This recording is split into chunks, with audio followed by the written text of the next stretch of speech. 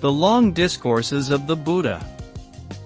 This document provides an in-depth exploration of the Dhyana, a collection of long discourses attributed to the Buddha. It delves into the historical context, structural organization, and significance of these discourses, highlighting their key themes and relevance to modern practice. The document will also analyze specific suttas, examine scholarly interpretations, and explore the influence of the Dhyana on Buddhist art and literature. What are the Dhyana? The Dhyana, meaning long discourses, is one of the 5 Nikayas, collections, of the Pali Canon, the primary collection of Buddhist scriptures in the Theravada tradition. It contains 34 discourses, each longer than the average discourse found in the other Nikayas. The Dhyana is considered to be a valuable source of information about the Buddha's teachings on various topics, including the nature of reality, the path to liberation, and ethical conduct. Historical context of the Dhyana. The Dhyana is believed to have been compiled in oral form over several centuries, with the earliest portions dating back to the Buddha's lifetime, 5th century BCE. The compilation process likely involved a series of councils where Buddhist monks gathered to standardize and preserve the teachings. The text we have today represents a culmination of this process, with later generations of monks contributing to the refinement and expansion of the collection. The structure and organization of the Dhyana. The Dhyana is organized into 3 main sections. The first section, called the Majjhima, middle, group, contains discourses that focus on the 4 Noble Truths and the Noble Eightfold Path. The second section, known as the Sayata, connected, group, features discourses that present the Buddha's teachings in a thematic way. The third section, labeled the Mahavagga, Great Chapter, includes discourses that address a variety of topics, such as lay ethics, social responsibilities, and the nature of existence. Significance of the long discourses in early Buddhism. The Dhyana played a crucial role in the development of early Buddhism. It provided a comprehensive overview of the Buddha's teachings, offering detailed explanations of key concepts and principles. The long discourses allowed for a thorough exploration of complex issues, offering guidance and wisdom to a wide range of individuals, from laypeople to monks and nuns. Comprehensive teachings. The long discourses encompass a wide range of subjects, providing a comprehensive overview of the Buddha's teachings. These discourses cover fundamental principles such as the 4 Noble Truths, the Noble Eightfold Path, and the nature of existence, offering a deep understanding of Buddhist philosophy. Historical context. The long discourses offer valuable insights into the historical and cultural context of early Buddhism. They include narratives about the Buddha's interactions with various individuals, including kings, Brahmins, and laypeople, reflecting the social and religious landscape of ancient India. Ethical and moral guidance. The long discourses provide detailed ethical and moral guidance, emphasizing the importance of right conduct, mindfulness, and meditation. These teachings serve as a foundation for ethical behavior and spiritual practice in Buddhism. Philosophical depth. The long discourses delve into complex philosophical topics, such as the nature of self, impermanence, and dependent origination. These discussions help practitioners develop a deeper understanding of the nature of reality and the path to enlightenment. Practical application. The teachings in the long discourses are not only theoretical but also practical. They offer specific instructions on meditation techniques, mindfulness practices, and ways to cultivate wisdom and compassion in daily life. Preservation of oral tradition. The long discourses played a crucial role in preserving the oral tradition of Buddhism. The repetitive and structured nature of these discourses made them easier to memorize and transmit orally, ensuring the continuity of the Buddha's teachings. Influence on later texts. The long discourses have influenced later Buddhist texts and traditions. Many of the concepts and teachings found in these discourses are echoed in other parts of the Pali Canon and have shaped the development of various Buddhist schools and practices. Overall, the long discourses are a vital part of early Buddhist literature, offering profound insights into the Buddha's teachings and their application in both spiritual and everyday life. The Brahmajala Sutta, DN won the net of perfect wisdom. The Brahmajala Sutta is considered one of the most important discourses in the Daya Nikaya. It presents a detailed analysis of 62 wrong views or philosophical positions that the Buddha believed hindered the path to liberation. By dissecting these misconceptions, the Sutta provides a framework for understanding the nature of reality and the importance of avoiding erroneous beliefs. Overview. The Brahmajala Sutta is divided into two main sections. Elaboration of the precepts. This section discusses the 10 precepts, Kulasila, the middle precepts, Majjhimasila, and the great precepts, Mahasila. These precepts outline the ethical and moral conduct expected of devout Buddhists. Analysis of views. The second section elaborates on 62 different beliefs, Dithi, held by ascetics in India. These beliefs are categorized into 18 related to the past, Pubbantanyudathino, and 44 related to the future, Aparantakapika. Key themes. Ethical conduct. The Sutta emphasizes the importance of ethical conduct and the practice of precepts. It provides detailed descriptions of virtuous practices and abstentions, highlighting the significance of living a moral life. Critique of views. The Buddha critiques various philosophical and metaphysical views held by other ascetics. He explains how clinging to these views can lead to suffering and hinder the path to liberation. Non-attachment. The Sutta underscores the dangers of attachment to views and beliefs. The Buddha teaches that true liberation comes from seeing reality as it is, free from the distortions of desire, hatred, and ignorance. Significance. The Brahmajala Sutta is significant for several reasons. Comprehensive ethical guidelines. It provides a comprehensive set of ethical guidelines for both laypeople and monastics, emphasizing the importance of moral conduct in the path to enlightenment. Philosophical depth. The Sutta offers a deep philosophical analysis of various views and beliefs, demonstrating the Buddha's profound understanding of human thought and behavior. Foundation for Buddhist thought. Analysis of the 62 wrong views. The Brahmajala Sutta divides the 62 wrong views into 6 main categories.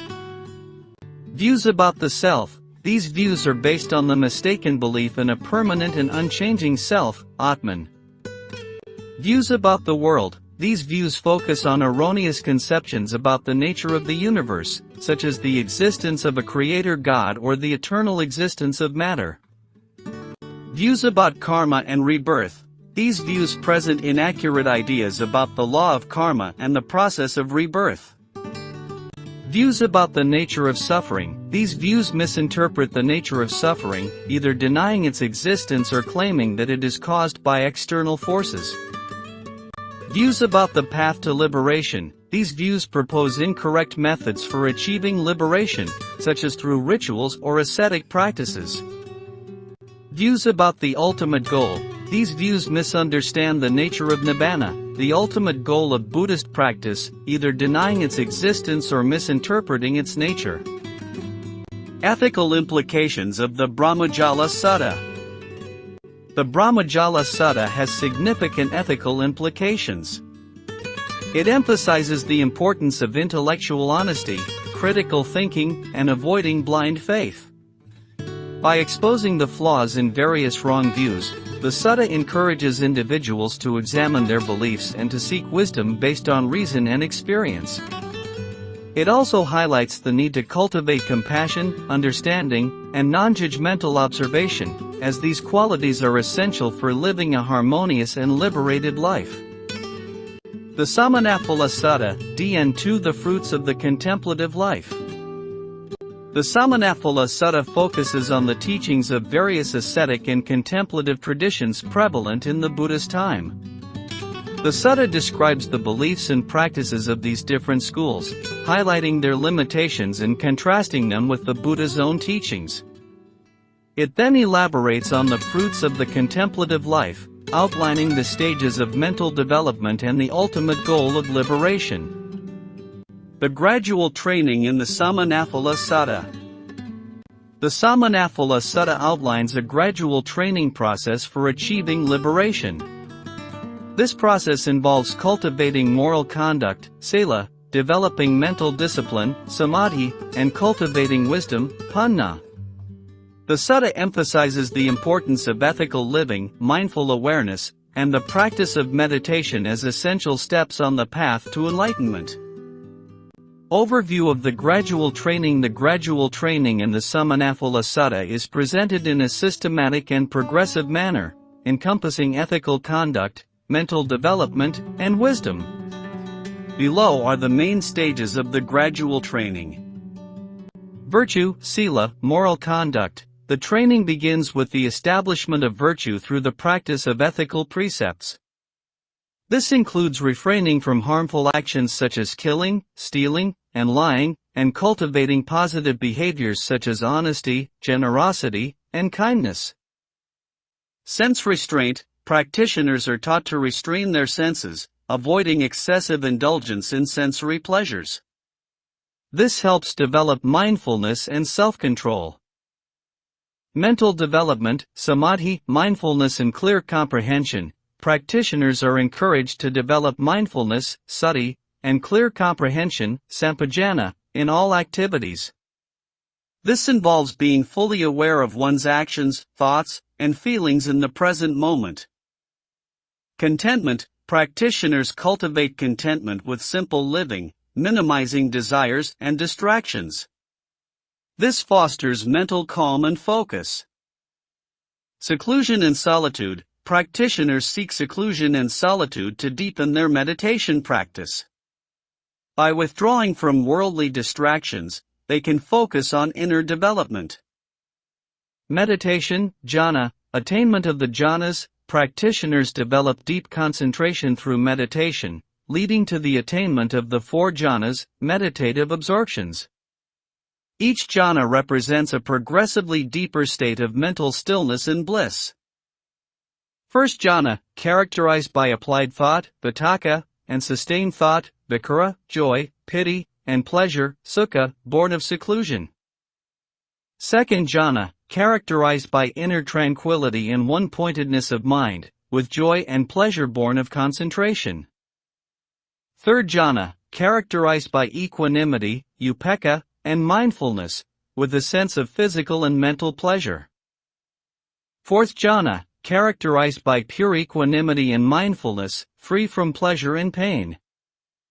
Wisdom, panna, insight into the nature of reality. Practitioners develop insight, vipassana, into the true nature of reality, understanding the impermanent, anicca, unsatisfactory, dukkha, and non-self, anatta, nature of all phenomena. Overcoming defilements. Through insight, practitioners overcome defilements such as greed, hatred, and delusion, achieving purity of mind. Attainment of liberation, vimutti, knowledge and vision of liberation. The culmination of the gradual training is the attainment of liberation, vimutti, and the realization of nibbana, nirvana. Practitioners experience the cessation of all suffering and the end of the cycle of birth and death, samsara. Benefits of the gradual training. The Samanaphala Sutta outlines the fruits of the contemplative life, describing the benefits and transformations experienced at each stage of the training.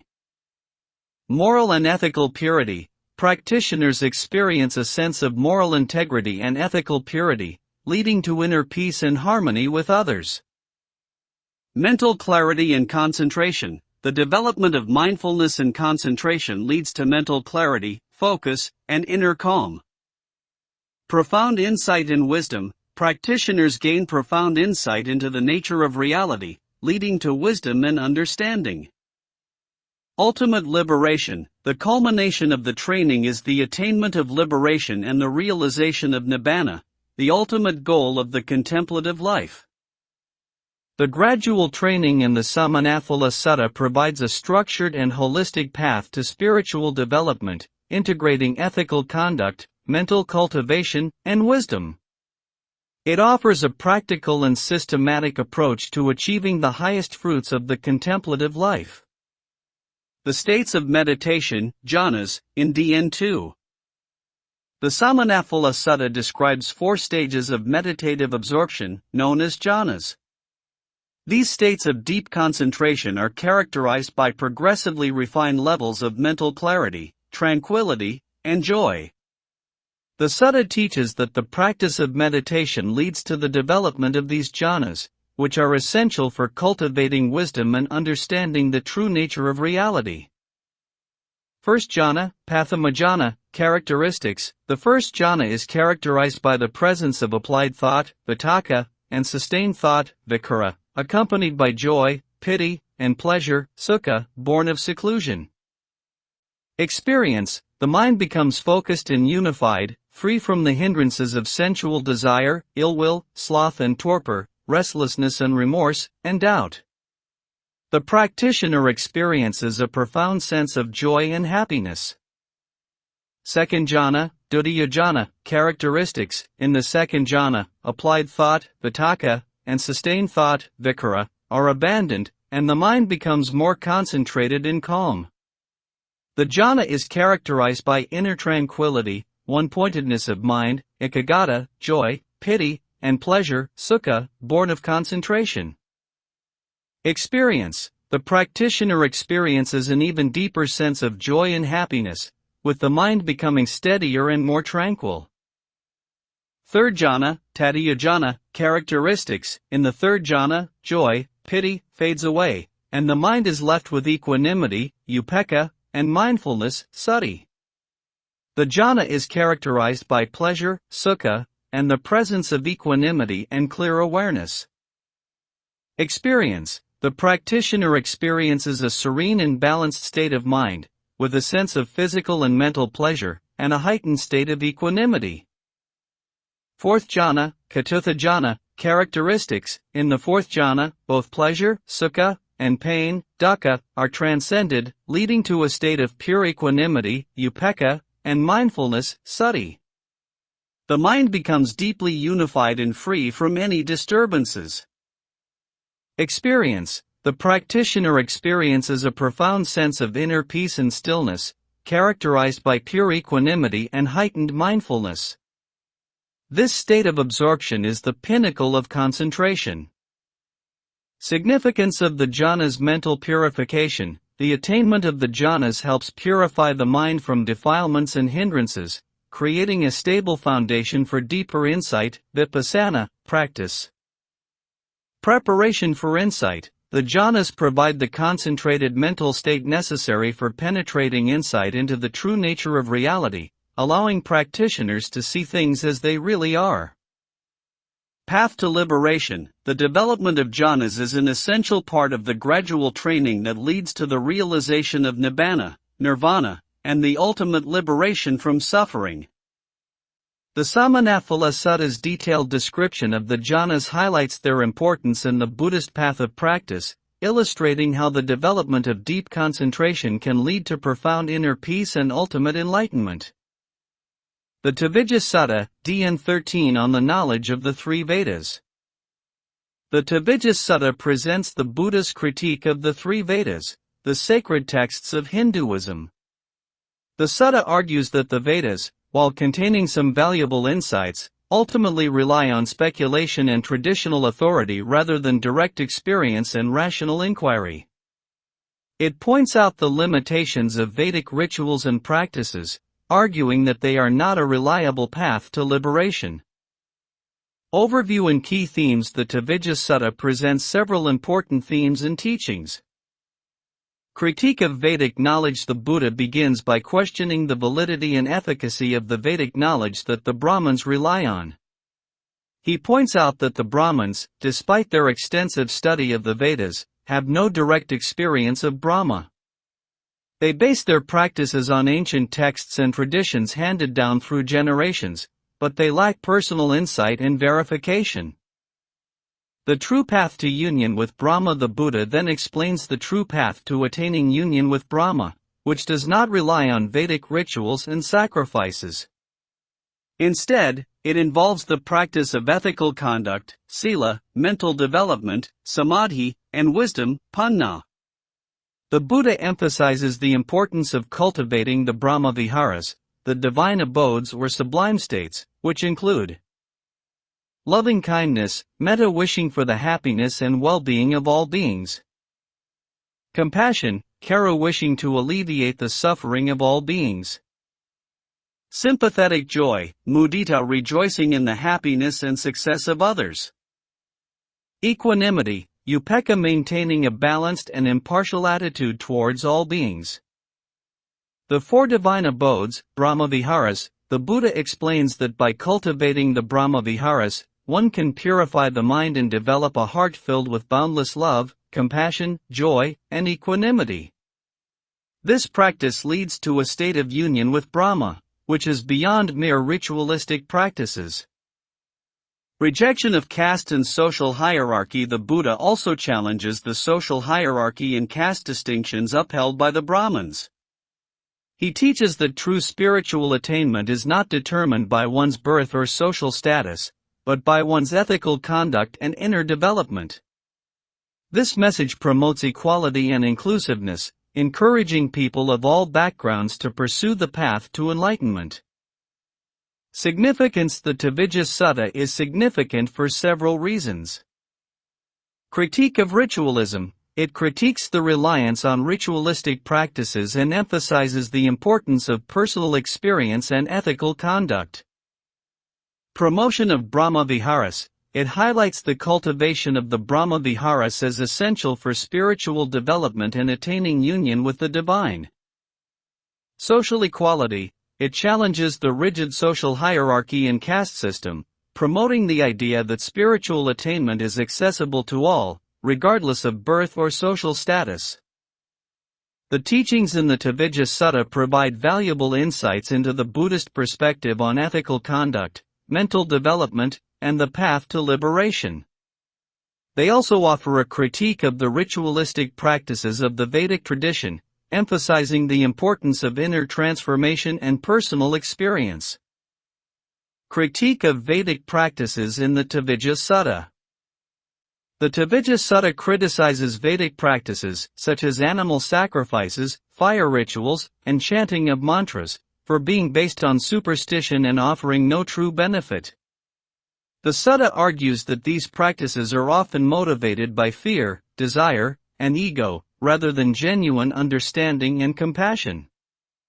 It emphasizes the importance of cultivating inner qualities, such as mindfulness, concentration, and wisdom, as the true path to liberation. Lack of direct experience. The Buddha questions the efficacy of the Vedic rituals and the knowledge of the Brahmins by highlighting that they have no direct experience of Brahma. No direct knowledge. The Brahmins based their practices on ancient texts and traditions, but none of them have seen Brahma or directly communicated with him. Blind faith. The reliance on handed-down knowledge without personal verification is compared to a line of blind men, each relying on the one before, ultimately leading nowhere. Ineffectiveness of rituals. The Buddha argues that the Vedic rituals and sacrifices are ineffective in attaining union with Brahma. Mere rituals, performing rituals and sacrifices without understanding or ethical conduct does not lead to true spiritual attainment. Superstitious beliefs. The reliance on rituals to manipulate or please deities is seen as superstitious and not grounded in true understanding.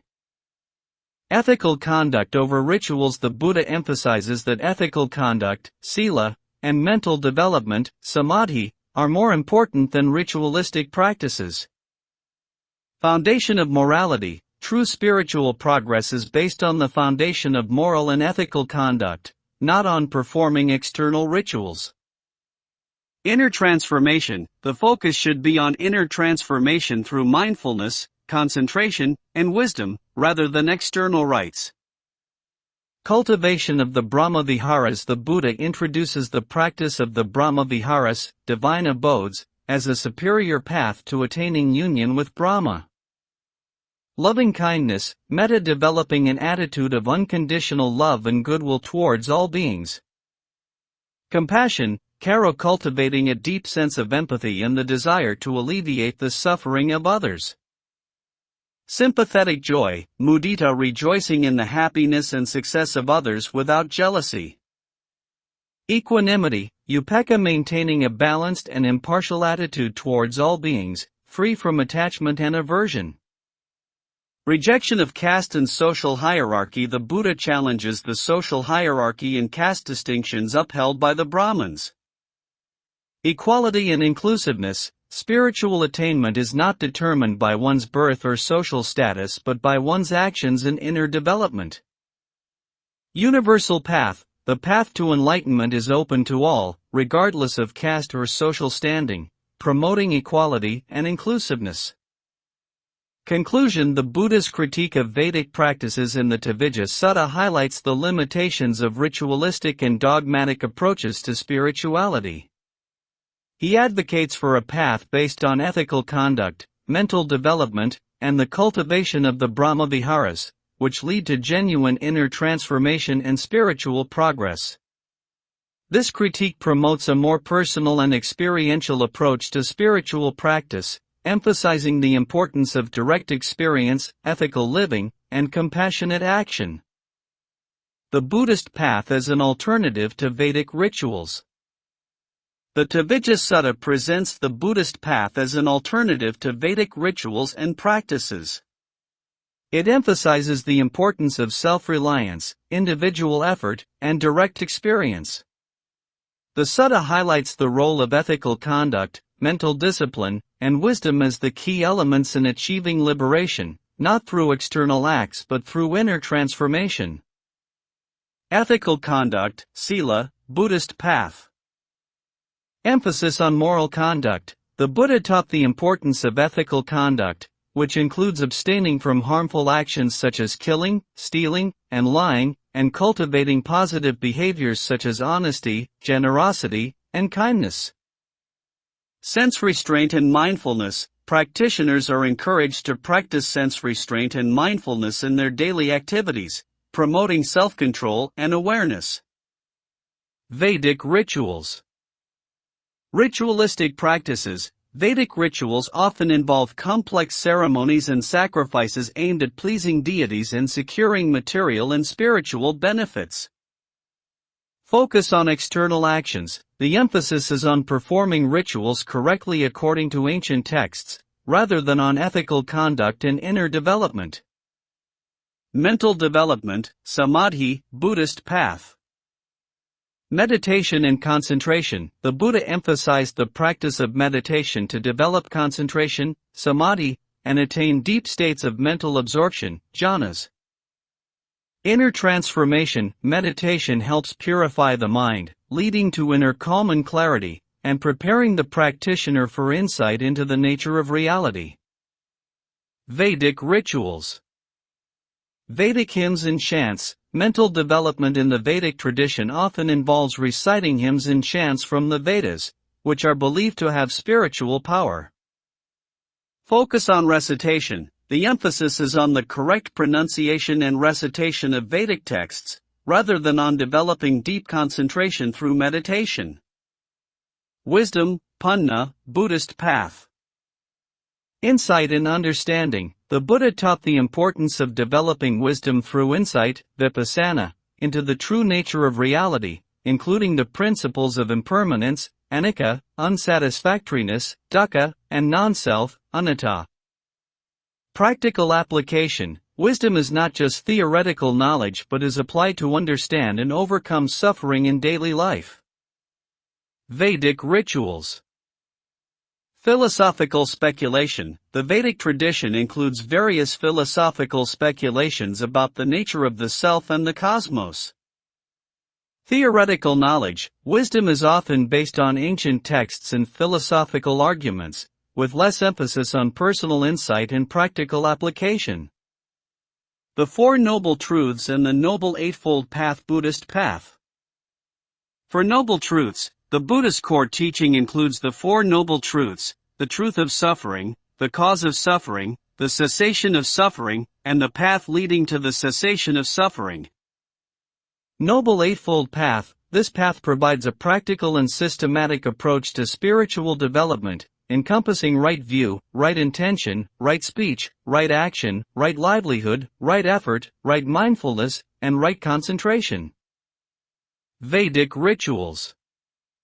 Rituals and sacrifices. The focus is on performing rituals and sacrifices to attain material and spiritual benefits, often without a systematic approach to inner transformation.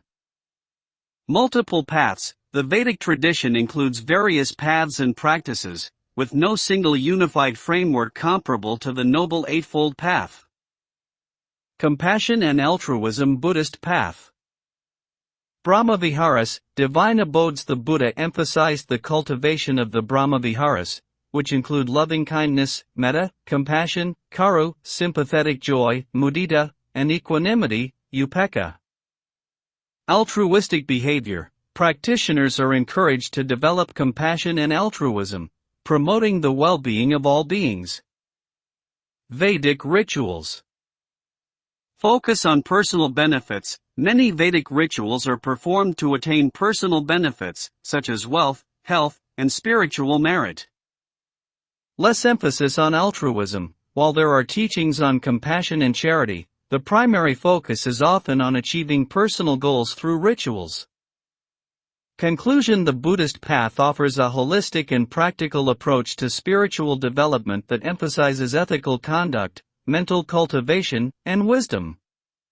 It provides a systematic framework for personal transformation and the attainment of enlightenment. In contrast to the ritualistic practices of the Vedic tradition, the Buddhist path focuses on inner development, direct experience, and practical application of teachings to overcome suffering and achieve liberation. The Mahapadana Sutta, DN 14. The Great Legend. The Mahapadana Sutta tells the story of the previous Buddhas, starting with Dipankara Buddha, the first Buddha to appear in the world. The Sutta recounts the lives, teachings, and deeds of these past Buddhas, highlighting their compassion, wisdom, and unwavering commitment to the welfare of all beings. The Sutta serves as a source of inspiration for Buddhists, showing that enlightenment is attainable and that countless individuals have achieved it before. Overview of the Sutta. The Mahapadana Sutta begins with the Buddha addressing the monks and recounting the life story of the past Buddha, Vipassi.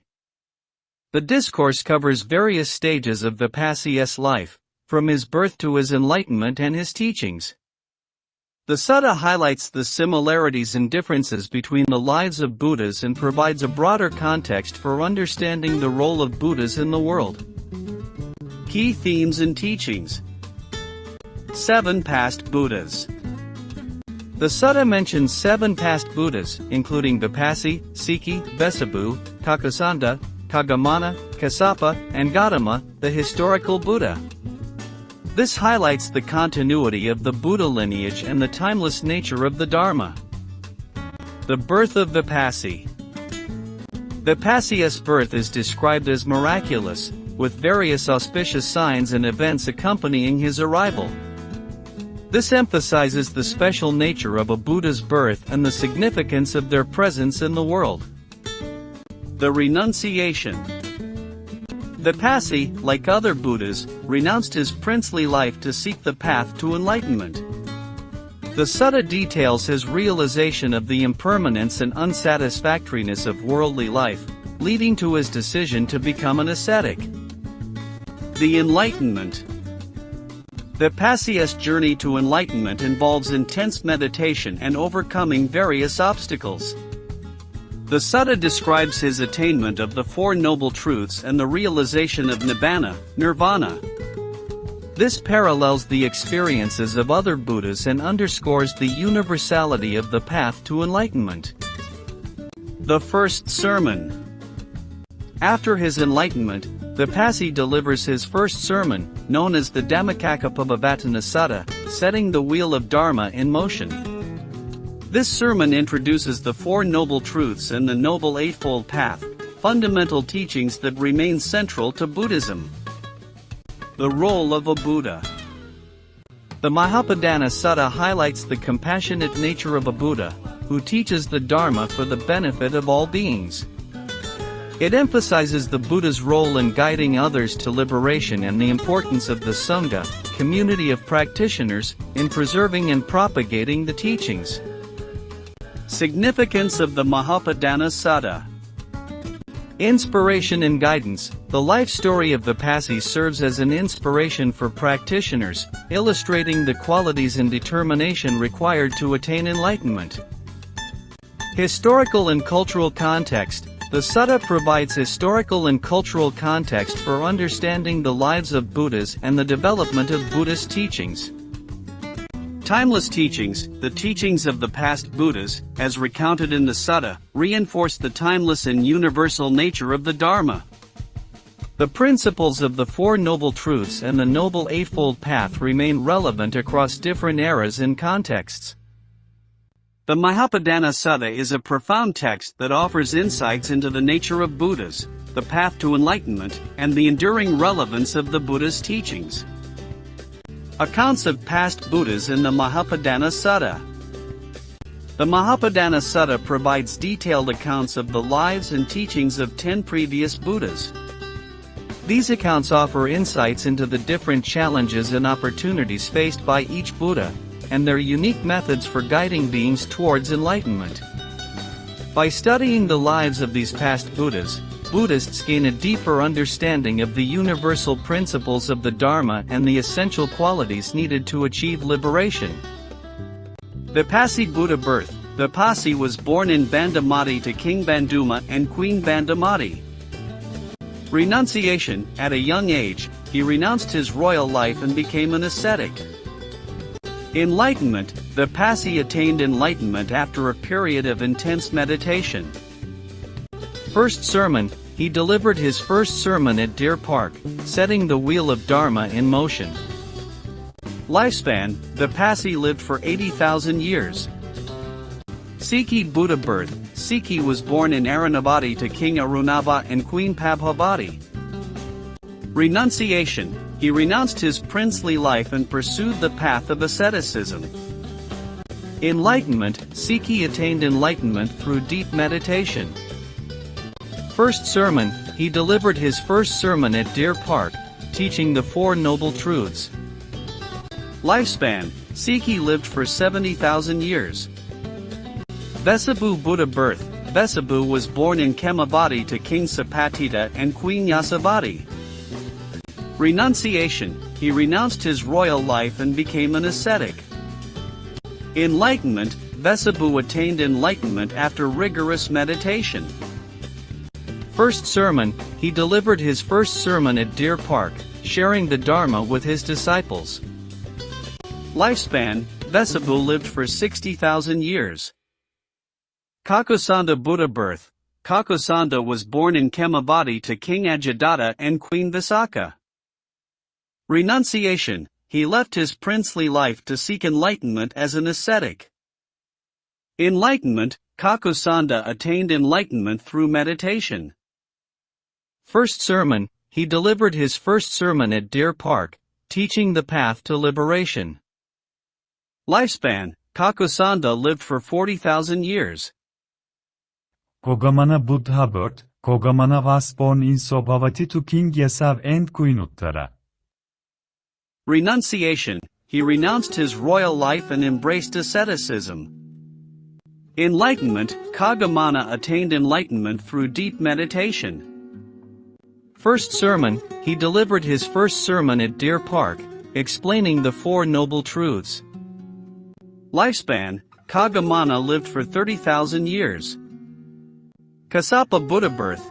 Kassapa was born in Benares to King Kiki and Queen Dipavati. Renunciation. He left his princely life to become an ascetic. Enlightenment. Kassapa attained enlightenment after a period of meditation. First sermon, he delivered his first sermon at Deer Park, sharing the teachings of the Dharma. Lifespan, Kassapa lived for 20,000 years. Gautama Buddha, historical Buddha, birth, Gautama was born in Lumbini to King Suddhodana and Queen Maya. Renunciation, he renounced his royal life at the age of 29 and became an ascetic. Enlightenment, Gautama attained enlightenment under the Bodhi tree in Bodh Gaya. First sermon, he delivered his first sermon at Sarnath, introducing the Four Noble Truths and the Noble Eightfold Path. Lifespan, Gautama lived for 80 years. Key teachings and significance. Consistency of the path. The accounts of these past Buddhas highlight the consistent nature of the path to enlightenment, including ethical conduct, mental development, and wisdom. Universal teachings. The teachings of the past Buddhas, such as the Four Noble Truths and the Noble Eightfold Path, remain relevant across different eras and contexts, underscoring the universality of the Dharma.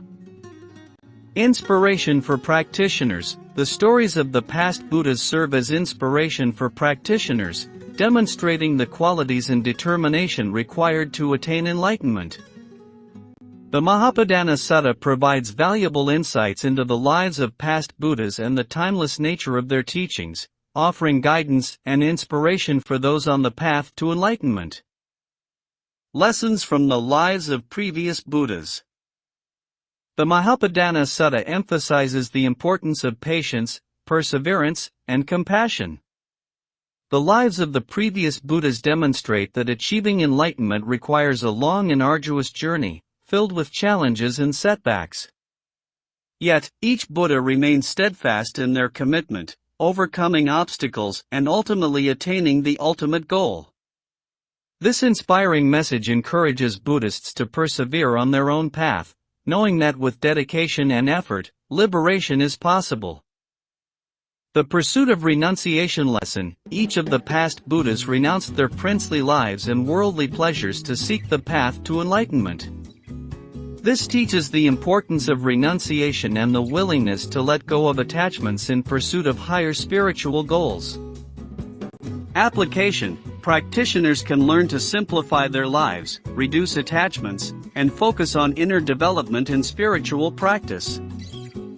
The practice of ethical conduct, sila, lesson. The past Buddhas emphasized the importance of ethical conduct as the foundation of the spiritual path. By adhering to moral precepts, they cultivated purity of mind and created a stable foundation for meditation and wisdom. Application. Practitioners can commit to ethical conduct, such as refraining from harmful actions, speaking truthfully, and practicing kindness and compassion. Dedication to meditation and mental development, samadhi, lesson. The attainment of deep meditative states, jhanas, was a crucial aspect of the past Buddhas' journeys to enlightenment. They dedicated themselves to meditation and mental cultivation. Application. Practitioners can prioritize regular meditation practice, developing concentration and mindfulness to achieve mental clarity and inner peace. Cultivation of wisdom, panna, lesson. Insight and wisdom were central to the enlightenment of the past Buddhas. They developed a deep understanding of the nature of reality, including the principles of impermanence, anicca, unsatisfactoriness, dukkha, and non-self, anatta. Application. Practitioners can cultivate wisdom through study, reflection, and insight meditation, seeking to understand the true nature of existence and overcoming ignorance. Teaching and compassion lesson. The past Buddhas dedicated themselves to teaching the Dharma for the benefit of all beings. Their compassion and commitment to alleviating suffering were central to their roles as teachers and guides. Application. Practitioners can develop compassion and altruism, sharing their knowledge and supporting others on the spiritual path. Acts of kindness and service can contribute to the well-being of the community. Universal teachings and the Four Noble Truths lesson. The teachings of the past Buddhas, such as the Four Noble Truths and the Noble Eightfold Path, are universal and timeless. These teachings provide a clear framework for overcoming suffering and achieving liberation. Application: practitioners can study and apply the Four Noble Truths and the Noble Eightfold Path in their lives, using these teachings as a roadmap for spiritual development and personal transformation. Perseverance and determination lesson: the journeys of the past Buddhas were marked by perseverance and determination in the face of challenges and obstacles. Their unwavering commitment to the path demonstrates the importance of resilience and dedication. Application: practitioners can cultivate perseverance and determination, staying committed to their practice even during difficult times. Developing resilience helps overcome obstacles and progress on the spiritual path. The lives of the past Buddhas offer timeless lessons that can guide and inspire practitioners on their own journeys to enlightenment. By emulating the qualities and practices of the Buddhas, individuals can cultivate a life of ethical conduct, mental development, wisdom, and compassion, ultimately leading to liberation from suffering. The Mahanidana Sutta, DN 15 The Great Causes. The Mahanidana Sutta presents the doctrine of dependent origination, Paticcasamuppada, one of the most fundamental teachings of Buddhism. It explains how all phenomena, including suffering, are interconnected and arise from a chain of causes and conditions. The Sutta emphasizes the importance of understanding this interconnectedness for breaking free from the cycle of suffering and attaining liberation. Overview of the Sutta. The Mahanidana Sutta begins with a dialogue between the Buddha and Ananda, his close disciple. Ananda remarks that the doctrine of dependent origination seems profound, yet easy to understand. The Buddha responds by emphasizing the deep and intricate nature of this teaching, highlighting its complexity and significance. Key themes and teachings. Dependent origination, Paticcasamuppada. Core principle: dependent origination explains how all phenomena arise in dependence on specific conditions. It demonstrates that nothing exists in isolation and that everything is interconnected. 12 links: the Buddha outlines the 12 links of dependent origination, which describe the cyclical process of birth, death, and rebirth.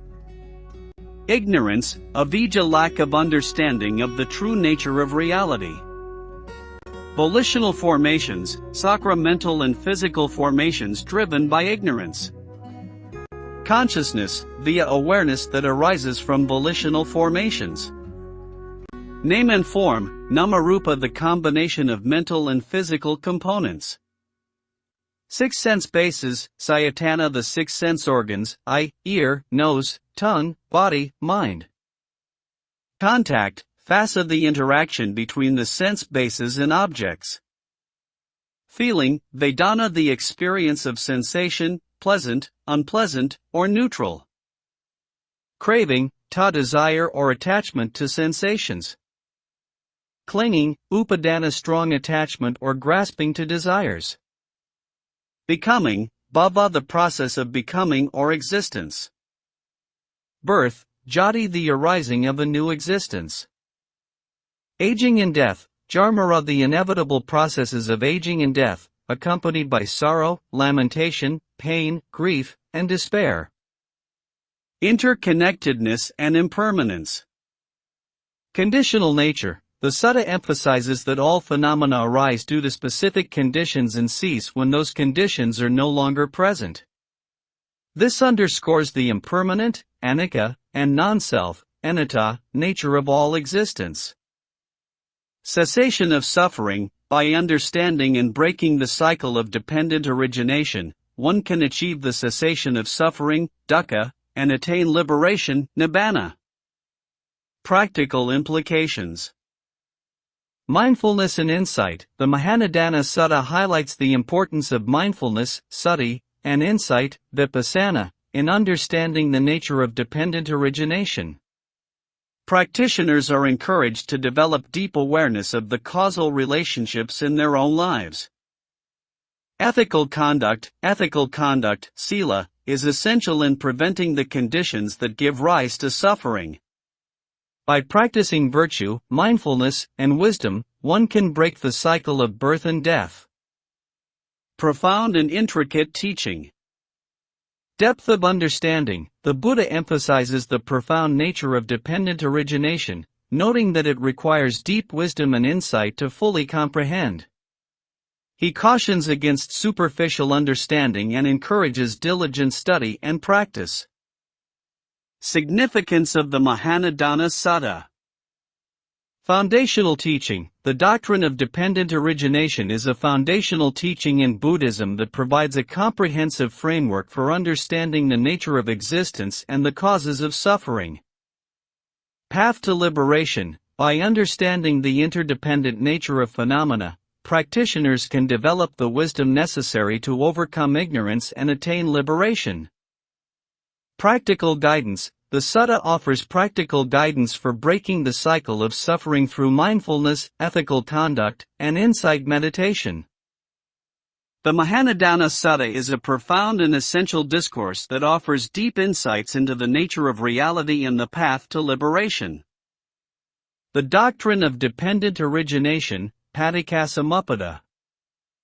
The doctrine of dependent origination, Paticassamuppada, states that all phenomena arise from a chain of 12 interconnected factors: ignorance, avijja, volition, sankhara, consciousness, vijnana, name and form, namarupa, the six senses, salayatana, contact, phassa, feeling, vedana, craving, tanha, clinging, upadana, becoming, bhava, birth, jati, and aging and death, jara marana. This chain describes how suffering arises from ignorance and is perpetuated by clinging and desire. Core principle. Dependent origination asserts that all phenomena arise in dependence on specific conditions and cease to exist when those conditions are no longer present. It illustrates the cyclical nature of existence, birth, and rebirth, and how various factors contribute to the continuation of suffering. The 12 links of dependent origination. The most common formulation of dependent origination includes 12 interconnected links, nidanas, that describe the process by which suffering and existence arise. Ignorance, avijja. Lack of understanding of the true nature of reality and the Four Noble Truths. Ignorance is the root cause of the entire cycle of dependent origination. Volitional formations, sakra. Mental and physical formations driven by ignorance. These formations include actions and intentions that shape future experiences. Consciousness, via. Awareness that arises from volitional formations. Consciousness links past actions to the present experience and initiates the development of the mental and physical components. Name and form, namarupa. The combination of mental, nama, and physical, rupa, components of a being. This includes sensations, perceptions, volitions, and physical matter. 6 sense bases, sayatana. The 6 sense organs, eye, ear, nose, tongue, body, and mind. These sense bases enable interaction with the external world. Contact, phassa. The interaction between the sense bases and objects. Contact leads to the arising of sensations. Feeling, vedana. The experience of sensation, which can be pleasant, unpleasant, or neutral. Feelings arise from contact with the sense objects. Craving, ta. Desire or attachment to sensations and experiences. Craving leads to the clinging to objects, experiences, and states of being. Clinging, upadana. Strong attachment or grasping to desires. Clinging reinforces the cycle of suffering and perpetuates existence. Becoming, bhava. The process of becoming or existence. Becoming includes the formation of new karmic actions that lead to future birth. Birth, jati. the arising of a new existence or rebirth. Birth leads to the continuation of the cycle of dependent origination. Aging and death, Jarmara. The inevitable processes of aging, decay, and death. Aging and death are accompanied by sorrow, lamentation, pain, grief, and despair. Significance of dependent origination. Understanding suffering, dependent origination provides a detailed explanation of the causes and conditions that lead to suffering. By understanding this process, practitioners can identify and break the links that perpetuate the cycle of suffering. Insight into impermanence and non-self. The doctrine emphasizes the impermanent, anicca, and non-self, anatta, nature of all phenomena. It shows that everything arises and ceases based on conditions, and there is no permanent, unchanging self. Path to liberation. By cultivating wisdom, panna, ethical conduct, sila, and mental development, samadhi, practitioners can break the cycle of dependent origination and attain liberation, nibbana.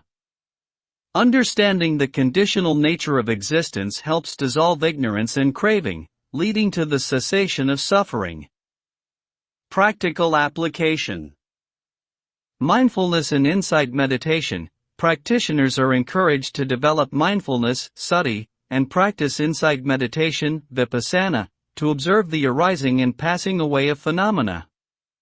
This leads to a direct understanding of the principles of dependent origination. Ethical living. Adhering to ethical conduct helps prevent the formation of negative volitional formations and reduces the conditions that give rise to suffering.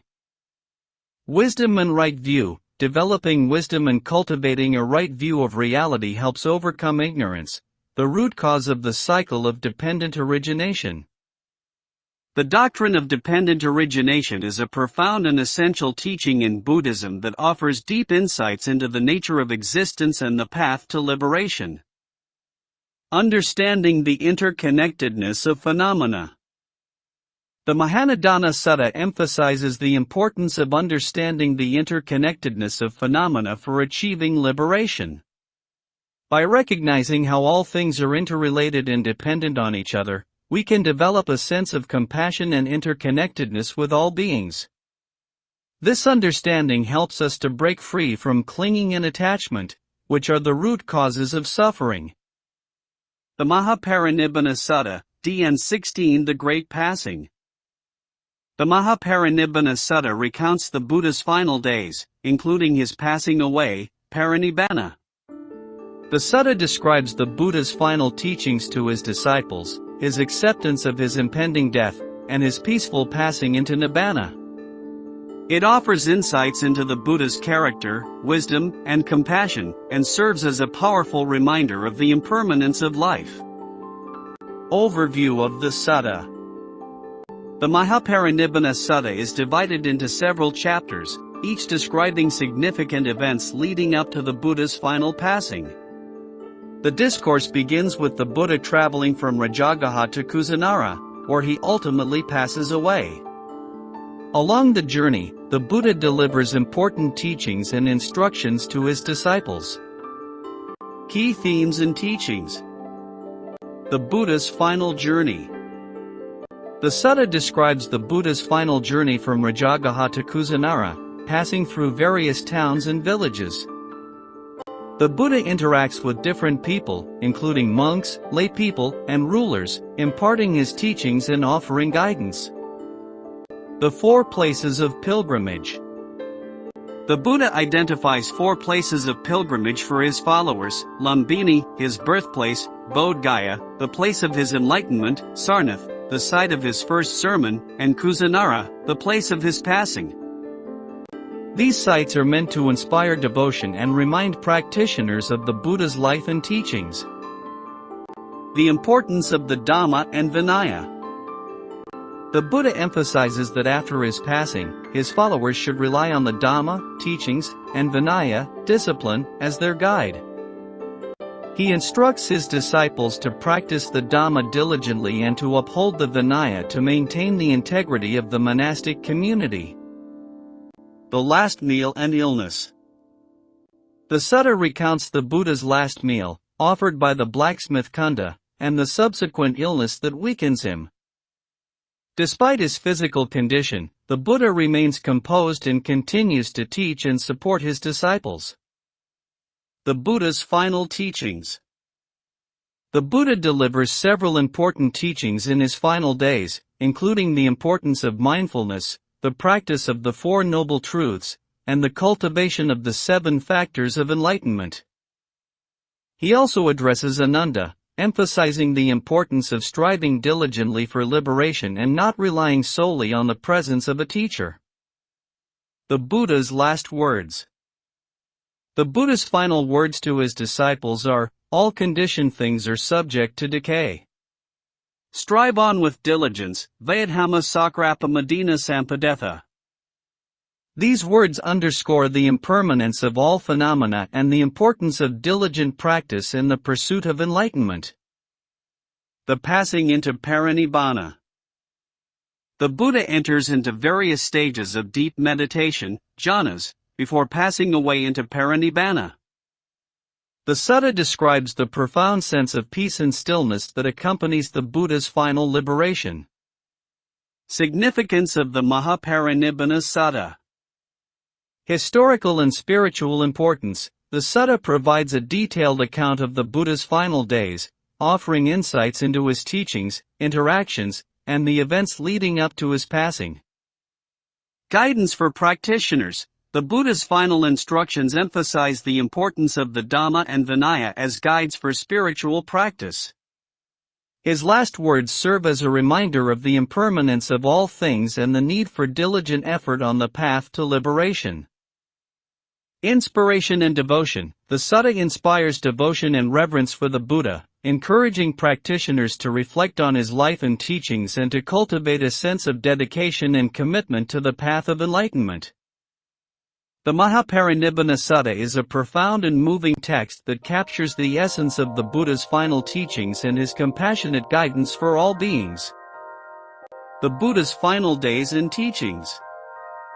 The Mahaparinibbana Sutta describes how the Buddha, despite his physical weakness, continued to offer guidance and wisdom to his disciples. He reassured them of the importance of the Dharma and the possibility of attaining liberation.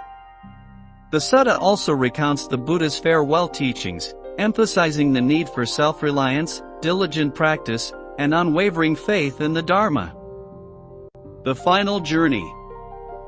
The Buddha embarked on his final journey from Rajagaha to Kusinara, passing through various towns and villages. Despite his advancing age and physical weakness, he continued to teach and guide his disciples, emphasizing the importance of the Dhamma and Vinaya, discipline, as their ultimate refuge after his passing. The 4 places of pilgrimage. The Buddha identified 4 significant places of pilgrimage for his followers. Lumbini, his birthplace. Bodh Gaya, the place of his enlightenment. Sarnath, the site of his first sermon. Kusinara, the place of his passing into parinibbana. These locations serve as sources of inspiration and devotion for practitioners. The last meal and illness. The Buddha accepted his last meal from Kunda, a blacksmith, and subsequently fell ill. Despite his illness, he remained composed and continued to offer teachings and support to his disciples. He reassured Kunda that offering the last meal was a meritorious act, dispelling any concerns of negative karma. The Buddha's final teachings. In his final days, the Buddha imparted several key teachings. Importance of mindfulness. He emphasized the practice of mindfulness, sati, in all activities as a means to achieve liberation. The Four Noble Truths and Noble Eightfold Path. He reiterated the centrality of these teachings as the path to end suffering and attain enlightenment. The 7 factors of enlightenment. He highlighted the cultivation of mindfulness, investigation of phenomena, energy, joy, tranquility, concentration, and equanimity. The Buddha's last words. The Buddha's final words to his disciples were, "All conditioned things are subject to decay. Strive on with diligence, Vayadhama Sakrapa Medina Sampadetha." These words underscore the impermanence of all phenomena and the importance of persistent effort in the practice of the Dhamma. The passing into parinibbana. The Buddha entered into various stages of deep meditation, jhanas, and ultimately passed away into parinibbana. His passing was marked by a profound sense of peace and stillness, reflecting the culmination of his journey to complete liberation. Significance of the Buddha's final days. Historical and spiritual importance. The account of the Buddha's final days provides valuable insights into his teachings, interactions, and the events leading up to his passing. Guidance for practitioners. The Buddha's final instructions emphasize the importance of the Dhamma and Vinaya as guides for spiritual practice. His last words serve as a reminder of the impermanence of all things and the need for diligent effort on the path to liberation. Inspiration and devotion. The events and teachings of the Buddha's final days inspire devotion and reverence, encouraging practitioners to reflect on his life and teachings and to cultivate dedication and commitment to the path of enlightenment. The Mahaparinibbana Sutta is a profound and moving text that captures the essence of the Buddha's final teachings and his compassionate guidance for all beings.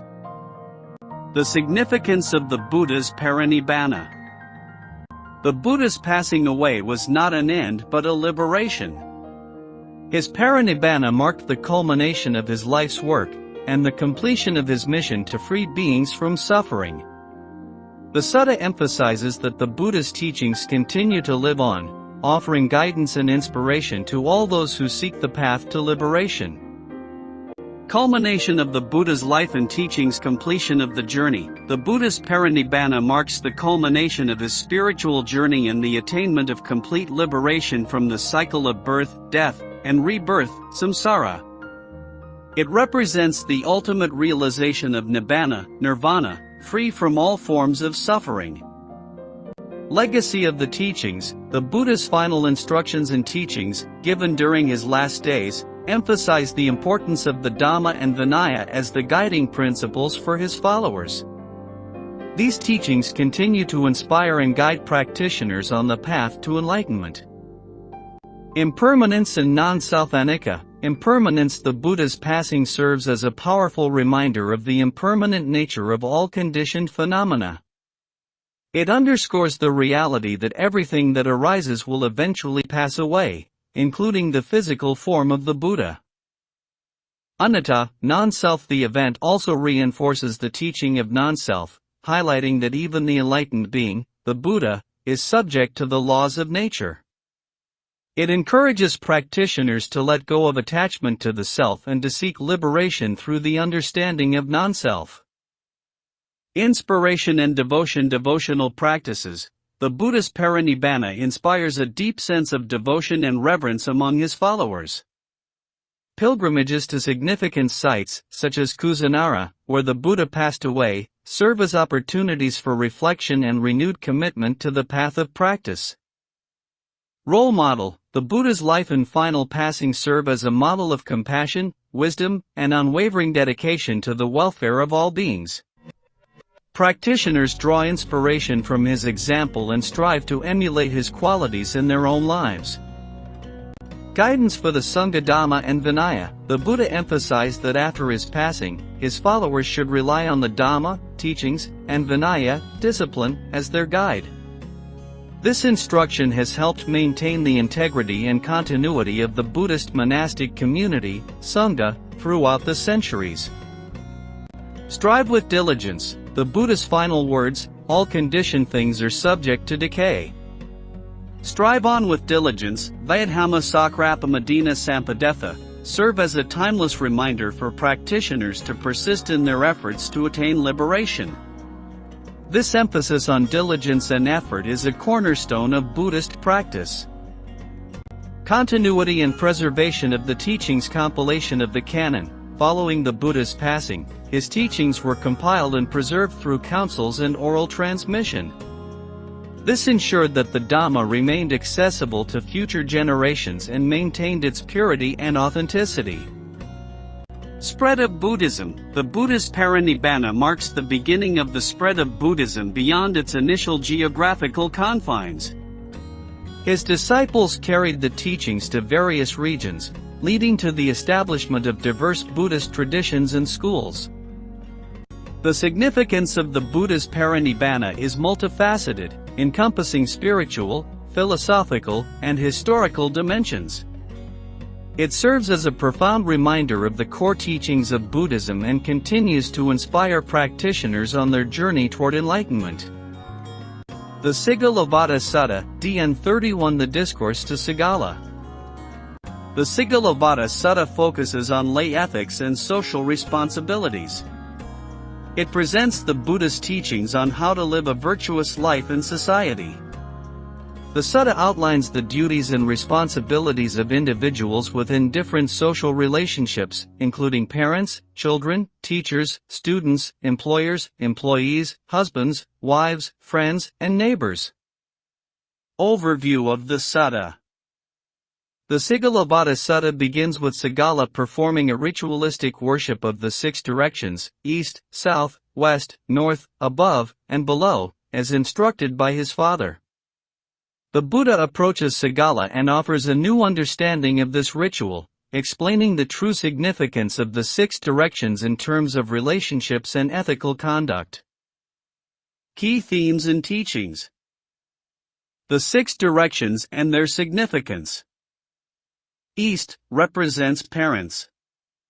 Children should respect and care for their parents, and parents should provide for and guide their children. South represents teachers. Students should honor and learn from their teachers, and teachers should impart knowledge and wisdom to their students. West represents spouse. Husbands and wives should be faithful, supportive, and loving towards each other. North represents friends and companions. One should be loyal, generous, and helpful to friends, and friends should reciprocate with support and trust. Above represents religious teachers and spiritual guides. Laypeople should honor and support their spiritual teachers, and in return, spiritual teachers should provide guidance and teachings. Below represents servants and employees. Employers should treat their employees fairly and kindly, and employees should be diligent and honest in their work. The four defilements to avoid. Destruction of life. Avoid killing and causing harm to living beings. Taking what is not given. Avoid stealing and taking what does not belong to oneself. Sexual misconduct. Avoid engaging in inappropriate and harmful sexual behavior. False speech. Avoid lying, deceit, and harmful speech.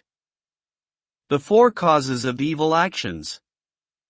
Desire. Chanda, acting out of uncontrolled desires. Hatred. Dosa, acting out of anger and ill will. Delusion. Moha, acting out of ignorance and misunderstanding. Fear. Bhaya, acting out of fear and anxiety.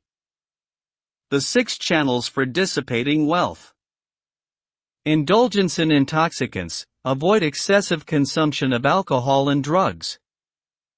Frequents late-night parties. Avoid spending excessive time in unwholesome social activities. Addiction to entertainment. Avoid excessive indulgence in entertainment and distractions. Gambling. Avoid gambling and activities that lead to financial loss and ruin. Associating with bad companions. Avoid keeping the company of those who lead one astray. Habit of idleness. Avoid laziness and lack of effort in one's responsibilities. Qualities of a good friend. Giving, generosity and willingness to share resources. Endearing speech, speaking kindly and supportively. Beneficial actions, acting in ways that benefit others. Impartiality, treating others fairly and without bias. Practical application. Cultivating ethical conduct. Laypeople are encouraged to cultivate ethical conduct in their daily lives by respecting and fulfilling their responsibilities towards parents, teachers, spouses, friends, spiritual guides, and employees. Avoiding harmful actions. Practitioners should avoid the four defilements, the causes of evil actions, and the channels for dissipating wealth to lead a wholesome and prosperous life. Building positive relationships. By developing the qualities of a good friend and honoring their relationships, individuals can create a harmonious and supportive community. Significance of the Sigalovada Sutta. Guidance for laypeople. The Sutta provides practical and comprehensive guidelines for laypeople, emphasizing the importance of ethical conduct, social responsibilities, and wholesome living. Emphasis on interpersonal relationships. The teachings highlight the significance of building and maintaining positive relationships in various aspects of life, promoting harmony and well-being. Relevance to modern life. The ethical principles and guidelines in the Sigalovada Sutta remain relevant and applicable to contemporary life, offering valuable insights for personal development and social harmony. The Sigalovada Sutta is a valuable text that offers practical and ethical teachings for laypeople, guiding them towards a life of virtue, responsibility, and harmony. Lay ethics and social responsibilities in DN 31. The Sigalovada Sutta emphasizes the importance of cultivating ethical conduct in all aspects of life. It teaches that by fulfilling our responsibilities towards others, we create a more harmonious and compassionate society. The Sutta promotes principles such as honesty, integrity, kindness, generosity, and respect for all beings. Duties and responsibilities towards the six directions. The Buddha reinterprets the six directions symbolically to represent key relationships in a layperson's life, emphasizing the mutual responsibilities and duties inherent in these relationships. East, parents. Children's duties: respect and honor parents, care for them in their old age, maintain the family lineage, and perform necessary rites and ceremonies. Parents' duties: provide for the children, educate them, guide them in moral conduct, arrange suitable marriages, and pass on the family inheritance. South, teachers. Students' duties: honor and respect teachers, be diligent in learning, provide personal service, and uphold the teacher's reputation. Teachers' duties: impart knowledge and skills, guide students in moral conduct, and ensure their welfare. West, spouse. Husband's duties: be faithful, respectful, and loving, share authority in the household, and provide gifts to the wife. Wife's duties: be faithful, manage household affairs efficiently, be hospitable to guests, and protect the family's wealth. North, friends and companions. Friends' duties: maintain loyalty, generosity, and helpfulness, offer protection and support during difficult times. Companions' duties: reciprocate support and trust, refrain from exploiting the friendship, and provide moral guidance. Above, spiritual teachers. Laypeople's duties: honor and support spiritual teachers, attend to their needs, and seek their guidance and teachings. Spiritual teachers' duties: provide guidance in the Dhamma, help followers cultivate virtue and wisdom, and lead by example. Below, servants and employees. Employers' duties: treat employees fairly, provide timely wages, assign appropriate work, and offer benefits and support. Employees' duties: be diligent and honest, complete tasks efficiently, maintain loyalty, and respect the employer. The four defilements to avoid. Laypeople are encouraged to avoid actions that lead to moral defilements. Destruction of life: avoid killing and causing harm to living beings. Taking what is not given: refrain from stealing and dishonesty. Sexual misconduct: avoid engaging in inappropriate and harmful sexual behavior.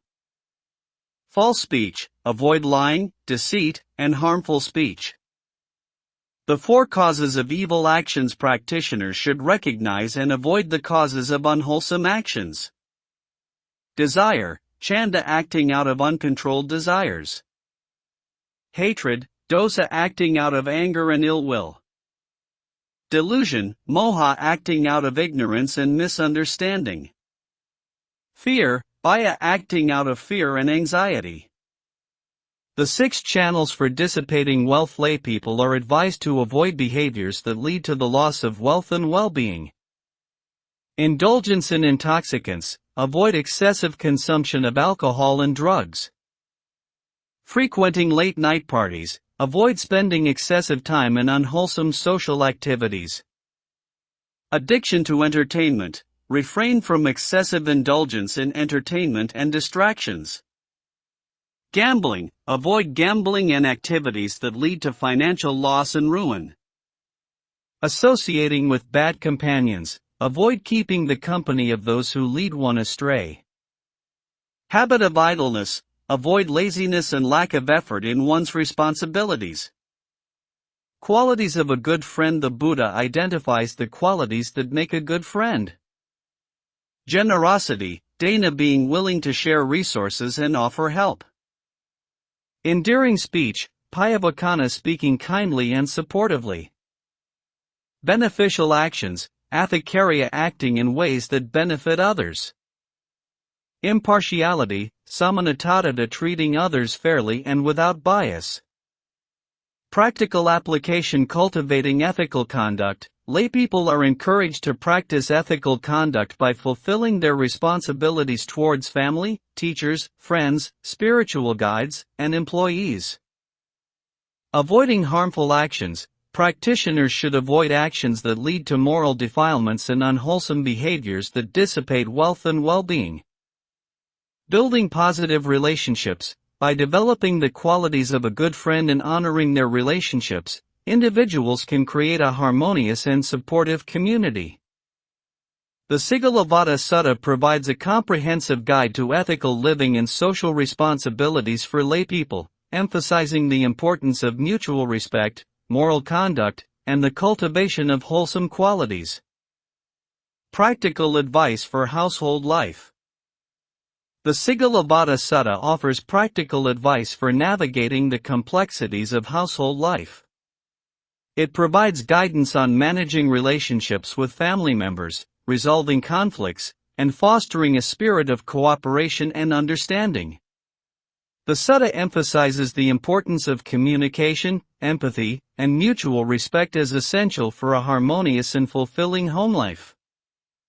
The Nyaya Sutta, DN 32. The Discourse of Nyaya. The Nyaya Sutta focuses on the topic of protection and blessings. It describes how individuals can protect themselves from harm, both physically and mentally, by cultivating positive qualities and avoiding negative actions. The Sutta also discusses the role of devas, heavenly beings, in the protection and guidance of humans, emphasizing the importance of cultivating merit and good karma. Overview of the Sutta.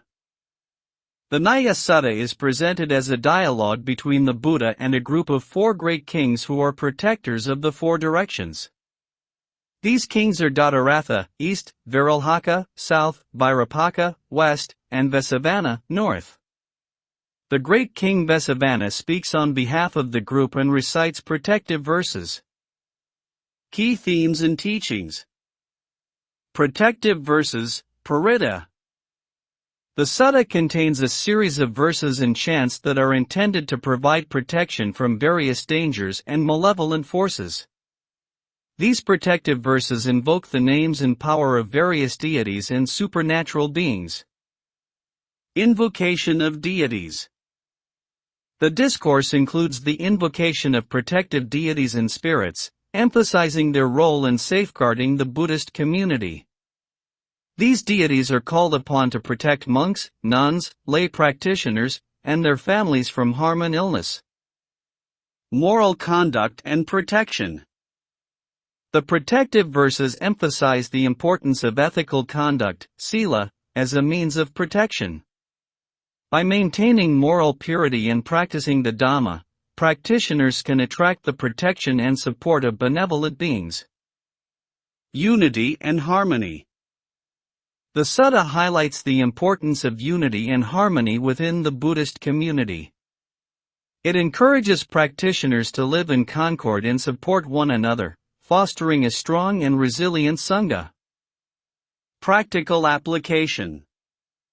Recitation for protection. The protective verses from the Nyaya Sutta are often recited by monks and laypeople as a means of invoking protection and blessings. These recitations are believed to ward off negative influences and bring peace and safety. Emphasis on ethical conduct. Practitioners are reminded of the importance of maintaining ethical conduct and moral purity as a foundation for protection and well-being. Strengthening community. The sutta encourages the Buddhist community to support and protect one another, promoting unity and harmony within the Sangha. Significance of the Nyaya Sutta. Protective function. The Nyaya Sutta serves a protective function within the Buddhist tradition, offering verses and chants that are believed to provide spiritual and physical protection. Integration of supernatural beliefs. The sutta reflects the integration of supernatural beliefs and practices within early Buddhism, acknowledging the role of deities and protective spirits. Emphasis on moral conduct. The discourse reinforces the importance of ethical conduct as a means of attracting protection and support from benevolent beings. The Nyaya Sutta is a valuable text that provides protective verses and emphasizes the importance of moral conduct and community support. Protection and blessings in the Nyaya Sutta. The Nyaya Sutta teaches that by cultivating virtues such as generosity, compassion, kindness, and ethical conduct, individuals can attract protection and blessings from both human and divine beings. The sutta encourages people to live lives of virtue and to avoid actions that harm themselves or others, as this creates a positive energy field that attracts blessings and protection. Protective verses, Paritta. The sutta contains a series of verses and chants that are intended to provide protection from various dangers and malevolent forces. These protective verses invoke the names and power of various deities and supernatural beings to safeguard the Buddhist community. Invocation of deities. The discourse includes the invocation of protective deities and spirits, emphasizing their role in safeguarding the Buddhist community. The four great kings who protect the four directions, Dhataratha, east, Virulhaka, south, Vairapaka, west, and Vesavana, north, are called upon to offer their protection. Additionally, various other deities and spirits are invoked to provide blessings and protection. Moral conduct and protection. The protective verses emphasize the importance of ethical conduct, sila, as a means of attracting protection and support from benevolent beings. By maintaining moral purity and practicing the Dhamma, practitioners can create favorable conditions for receiving protection and blessings. Unity and harmony. The sutta highlights the importance of unity and harmony within the Buddhist community. It encourages practitioners to live in concord and support one another, fostering a strong and resilient Sangha. This unity and mutual support contribute to the overall protection and well-being of the community. Practical application. Recitation for protection. The protective verses from the Nyaya Sutta are often recited by monks and laypeople as a means of invoking protection and blessings. These recitations are believed to ward off negative influences and bring peace and safety. Emphasis on ethical conduct. Practitioners are reminded of the importance of maintaining ethical conduct and moral purity as a foundation for protection and well-being. Strengthening community. The sutta encourages the Buddhist community to support and protect one another, promoting unity and harmony within the Sangha. Significance of the Nyaya Sutta.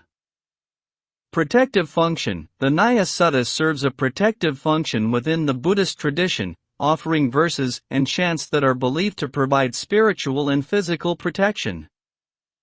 Integration of supernatural beliefs. the sutta reflects the integration of supernatural beliefs and practices within early Buddhism, acknowledging the role of deities and protective spirits.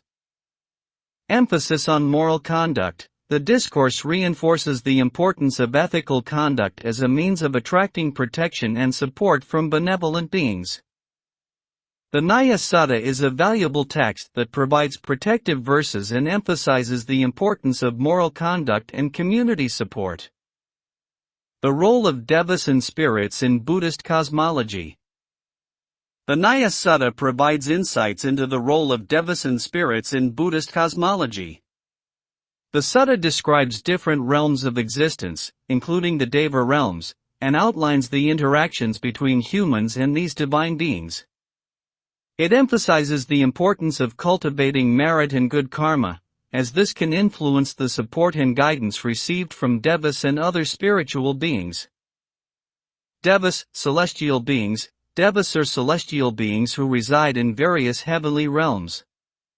They are often depicted as radiant and powerful, enjoying long lifespans and extraordinary abilities.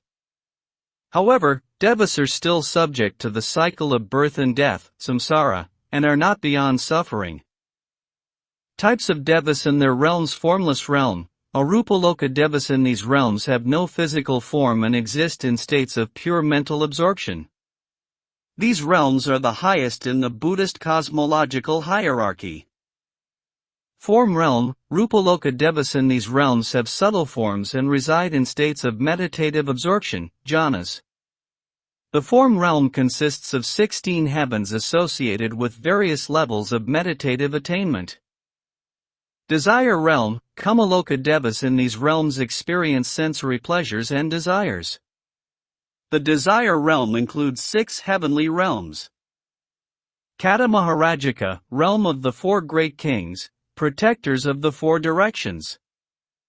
Tvatisa, realm of the 33 gods, ruled by Sakka, Indra. Yama, realm of the Yama gods. Tusita, realm where future Buddhas reside before their final birth. Nimanarati, realm of devas who delight in creating their own pleasures. Paranimata Vasavati, realm of devas who enjoy pleasures created by others. Spirits and supernatural beings. In addition to devas, Buddhist cosmology includes various spirits and supernatural beings that inhabit different realms and interact with humans. Types of spirits and their roles. Yakas. Yakas, powerful and sometimes malevolent beings who can influence human affairs. They are often appeased through rituals and offerings. Nagas. Nagas, serpentine beings with great powers, often associated with water bodies like rivers and lakes. They are generally benevolent but can become wrathful if provoked. Gandharvas. Gandhava, celestial musicians who reside in the heavenly realms and are known for their musical abilities. Garudas. Garula, mythical bird-like beings with immense strength, often depicted as enemies of the Nagas. Bhutas. Ghost spirits of the deceased who have not found peace. They are often associated with haunting and can be propitiated through rituals. Protective deities and guardian spirits. Certain devas and spirits serve as protectors and guardians of the Buddhist community. They are invoked for protection, blessings, and support. Examples of protective deities. 4 great kings. Kata Maharajika Devastaratha, east, Viralhaka, south, Bhairapaka, west, and Vasavana, north. They protect the 4 directions and are often invoked in protective chants, Parita. Sakka, Indra, the ruler of the Tvatisa realm, often called upon for protection and support. Brahma, a high deity in the Buddhist cosmology, associated with benevolence and protection. Moral conduct and protection. The relationship between humans and these supernatural beings is influenced by moral conduct. Ethical behavior and adherence to the Dhamma, teachings, attract the protection and support of benevolent deities and spirits, while unethical behavior can lead to negative influences. Integration into Buddhist practice. Parita chants, protective verses and chants, such as those found in the Nyaya Sutta, invoke the protection of devas and spirits. These chants are used in ceremonies and rituals to ensure safety and well-being. Offerings and rituals. Offerings and rituals are performed to appease and honor devas and spirits, fostering a harmonious relationship between the human and supernatural realms. Conclusion. Devas and spirits play a crucial role in Buddhist cosmology, representing various aspects of the natural and spiritual world. They interact with humans in ways that can influence their well-being and spiritual progress. Understanding the role of these beings in maintaining ethical conduct can help practitioners attract their protection and support, enhancing their spiritual practice and daily lives. Key themes in the Dhyana. The Dhyana explores various key themes that are central to Buddhist teachings, including the nature of reality, the path to liberation, and ethical conduct. These themes are interwoven throughout the discourses, providing a comprehensive and multifaceted understanding of the Buddhist worldview. Ethical conduct, sila. Many suttas in the Dhyana emphasize the importance of ethical conduct and moral behavior as the foundation of the Buddhist path. The teachings highlight the need for right speech, right action, and right livelihood, which are part of the Noble Eightfold Path. Meditation and mental development, samadhi. The Dhyana provides detailed instructions on meditation practices and the development of mental concentration. The attainment of deep meditative states, jhanas, is often discussed, emphasizing their role in achieving mental clarity and insight. Wisdom and insight, panna. The cultivation of wisdom and insight is a central theme in the Dhyana. The discourses explore the nature of reality, the impermanence, anicca, of all phenomena, the unsatisfactory nature, dukkha, of conditioned existence, and the concept of non-self, anatta. Dependent origination, paikasamupta. The doctrine of dependent origination, which explains the interconnected and conditional nature of all phenomena, is a key theme in the Dhyana. It provides a comprehensive understanding of the causes and conditions that lead to suffering and the way to overcome them.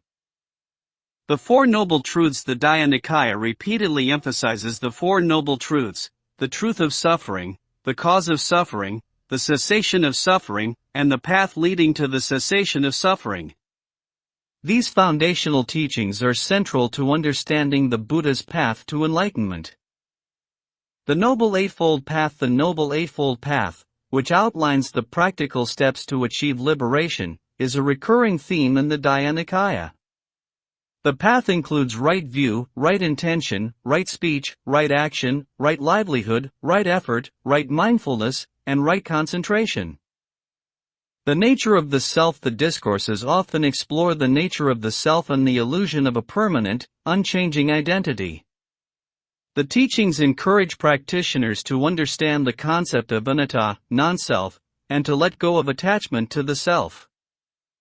The role of devas and spirits. The Dhyana includes references to devas, celestial beings, and spirits, highlighting their interactions with humans and their influence on the natural and spiritual world.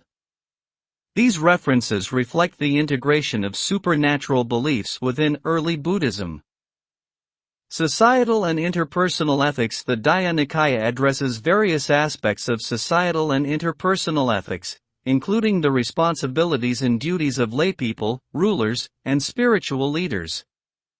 The teachings promote harmony, mutual respect, and ethical living within communities. Accounts of previous Buddhas. Several suttas in the Dhyana recount the lives and deeds of previous Buddhas, offering insights into the qualities and practices that lead to enlightenment. These stories serve as inspiration for practitioners on their own spiritual journeys. Cosmology and the universe. The Dhyana provides descriptions of the Buddhist cosmology, including the various realms of existence, the nature of the cosmos, and the cycles of creation and destruction. These teachings offer a broader context for understanding the interconnectedness of all phenomena. Protective verses and rituals. Some suttas in the Dhyana contain protective verses, paritta, and rituals that invoke the protection and blessings of deities and spirits. These practices are believed to provide spiritual and physical protection for practitioners. Conclusion: the Daya Nikaya is a rich and diverse collection of discourses that cover a wide range of themes, offering valuable teachings on ethical conduct, meditation, wisdom, the nature of reality, and the path to enlightenment. It provides a comprehensive understanding of the Buddha's teachings and serves as a guide for practitioners seeking to cultivate a life of virtue, wisdom, and liberation. The nature of reality, Dhamma. The Daya Nikaya delves into the nature of reality, exploring concepts such as impermanence, anicca, suffering, dukkha, and non-self, anatta. The discourses emphasize the importance of understanding these fundamental truths for achieving liberation from suffering. They argue that reality is constantly changing, that suffering is an inherent part of existence, and that there is no permanent or unchanging self. The path to liberation, Nibbana. The Daya Nikaya outlines the path to liberation, known as the Noble Eightfold Path. This path involves cultivating ethical conduct, sila, developing mental discipline, samadhi, and cultivating wisdom, panna. The discourses emphasize the importance of practicing mindfulness, meditation, and the development of understanding and compassion as essential steps on the path to Nibbana, the ultimate goal of Buddhist practice. The Four Noble Truths. The foundation of the Buddhist path is the understanding of the Four Noble Truths. The truth of suffering, dukkha, recognizing that suffering exists and is an inherent part of life. The truth of the cause of suffering, samadaya, understanding that suffering arises from craving, ta, and attachment. The truth of the cessation of suffering, nirodha, realizing that the cessation of suffering is possible through the elimination of craving and attachment. The truth of the path leading to the cessation of suffering, magga, following the Noble Eightfold Path, which provides a practical guide to achieving liberation. The Noble Eightfold Path. The Noble Eightfold Path is a comprehensive framework for ethical and mental development. It consists of 8 interrelated factors, grouped into 3 categories: wisdom, ethical conduct, and mental development. Wisdom, panna, right view; samadhi, understanding the Four Noble Truths and the nature of reality. Right intention, sammasakappa, cultivating intentions of renunciation, goodwill, and harmlessness. Ethical conduct, sila, right speech, samavaka, speaking truthfully, kindly, and without causing harm. Right action, sammakamanta, acting ethically by avoiding harm to oneself and others. Right livelihood, samajiva, earning a living in a way that does not cause harm and is in accordance with ethical principles. Mental development, samadhi, right effort, samavayama, cultivating positive states of mind and avoiding negative ones. Right mindfulness, samasati, developing awareness and mindfulness in all activities. Right concentration, samasamadhi, developing deep concentration through meditation, leading to states of mental absorption, jhanas. Threefold training. The path to liberation also involves threefold training, which aligns with the factors of the Noble Eightfold Path. Ethical conduct, sila, practicing ethical behavior, speech, and livelihood to create a foundation for mental and spiritual development. Mental development, samadhi, cultivating concentration and mindfulness through meditation to achieve mental clarity and calm. Wisdom, panna, developing insight and understanding into the true nature of reality, leading to the realization of nibbana. Meditation and mindfulness. Meditation is a central practice on the path to liberation. It includes samatha, calm meditation, developing concentration and mental tranquility through focused attention. Vipassana, insight meditation, cultivating insight into the impermanent, unsatisfactory, and non-self nature of phenomena. Cultivation of the Brahmaviharas, divine abodes. The Brahmaviharas are 4 sublime states of mind that support the development of compassion and equanimity. loving kindness, metta wishing happiness and well-being for all beings. Compassion, kara wishing to alleviate the suffering of all beings. Sympathetic joy, mudita rejoicing in the happiness and success of others. Equanimity, upekkha maintaining a balanced and impartial attitude towards all beings. Overcoming the hindrances. Practitioners must overcome the 5 hindrances that obstruct mental development and insight. Sensual desire, kamakanda attachment to sensory pleasures. Ill will, vyapada anger and hostility. Sloth and torpor, thinamitta mental and physical sluggishness. Restlessness and worry, adhakakakaka agitation and anxiety. Doubt, visikita skepticism and lack of confidence in the path. Conclusion. The path to liberation, nibbana, is a comprehensive and transformative journey that encompasses ethical conduct, mental cultivation, and the development of wisdom. By following the Noble Eightfold Path and cultivating mindfulness, concentration, and insight, practitioners can overcome suffering and achieve the ultimate goal of nibbana. Ethical conduct, sila.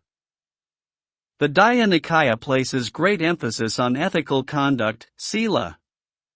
The Discourses advocate for living a virtuous life, avoiding harmful actions, and cultivating qualities such as kindness, generosity, compassion, and nonviolence. Ethical conduct is considered an essential foundation for mental development and the pursuit of liberation. The 5 precepts for laypeople. In Buddhism, lay practitioners are encouraged to follow the 5 precepts, which serve as basic guidelines for ethical conduct. These precepts are: abstaining from killing, tipped.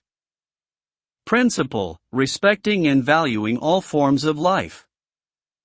Practice, avoiding harm to any living being, including humans, animals, and insects. This includes refraining from physical violence, harming others, and supporting practices that lead to the death or suffering of living beings. Abstaining from taking what is not given, adinadana. Principle, respecting the property and possessions of others. Practice, avoiding stealing, cheating, and any form of dishonesty that involves taking what belongs to others without permission. This includes respecting others' possessions and upholding integrity in financial and material dealings. Abstaining from sexual misconduct, kamasumikakara. Principle, engaging in respectful and consensual relationships. Practice, avoiding behaviors that cause harm or suffering through sexual actions. This includes refraining from adultery, exploitation, and any form of sexual activity that is unethical or causes harm to others. Abstaining from false speech, musavada. Principle, valuing honesty and truthfulness in communication.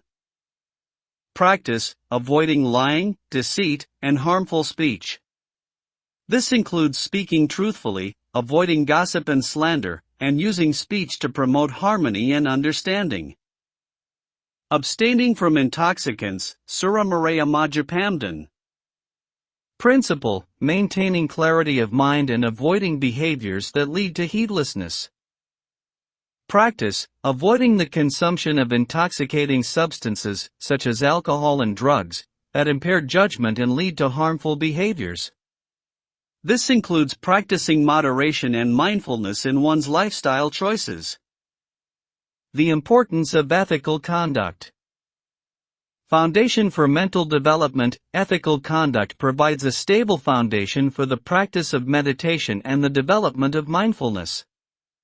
It helps create a mind free from guilt, remorse, and distraction, which is essential for deepening concentration and insight.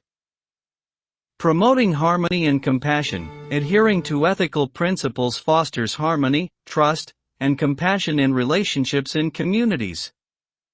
It encourages individuals to act with kindness, empathy, and respect towards others. Reducing suffering. By avoiding harmful actions, speech, and behaviors, ethical conduct helps reduce suffering for oneself and others. It promotes a sense of well-being and contributes to a more peaceful and just society. Supporting spiritual growth, ethical conduct is an integral part of the Noble Eightfold Path, which leads to the cessation of suffering and the realization of Nibbana. It supports the cultivation of wisdom and insight, which are essential for achieving liberation. Conclusion.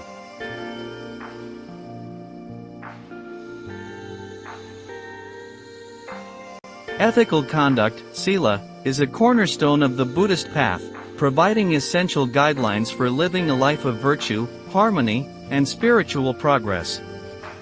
By following the 5 precepts and adhering to moral principles, practitioners can create a solid foundation for mental development, reduce suffering, and support their journey towards enlightenment.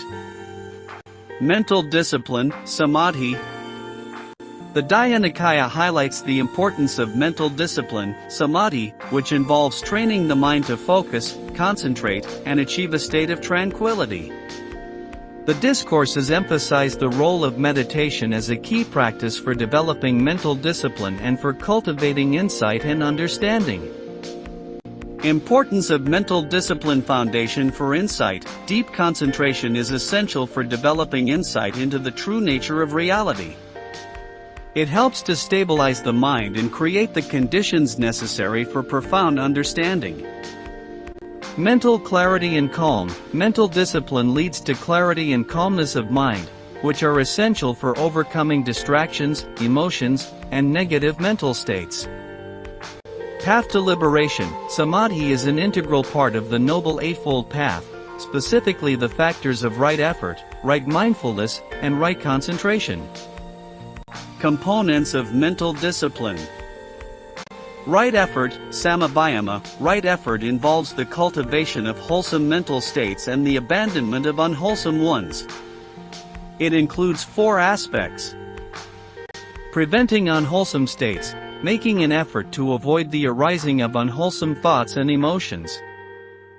Abandoning unwholesome states, actively working to overcome negative mental states that have already arisen. Cultivating wholesome states, developing positive and virtuous qualities such as loving-kindness, compassion, and mindfulness. Maintaining wholesome states, sustaining and strengthening the positive mental states that have been developed. Right mindfulness, samasati. Right mindfulness involves developing awareness and attentiveness in all activities. It includes the practice of the 4 foundations of mindfulness, satipana. Mindfulness of the body, kayanupassana. Observing the body, its movements, and sensations. Mindfulness of feelings, vedananyupassana. Being aware of pleasant, unpleasant, and neutral feelings. Mindfulness of the mind, cittanupassana. Observing the mental states and emotions.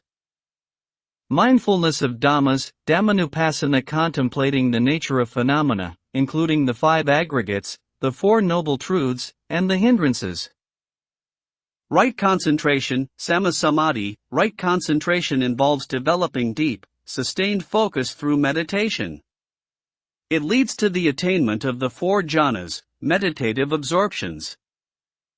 First jhana, characterized by applied thought, vitakka, sustained thought, vikara, joy, pity, and pleasure, sukha, born of seclusion. Second jhana, characterized by inner tranquility and one-pointedness of mind, ekaggata, with joy and pleasure born of concentration. Third jhana, characterized by equanimity, upekkha, and mindfulness, sati, with a sense of physical and mental pleasure. Fourth jhana, characterized by pure equanimity and mindfulness, free from pleasure and pain. Techniques for developing mental discipline. Breath meditation, anapanasati. Focusing on the breath to develop concentration and mindfulness.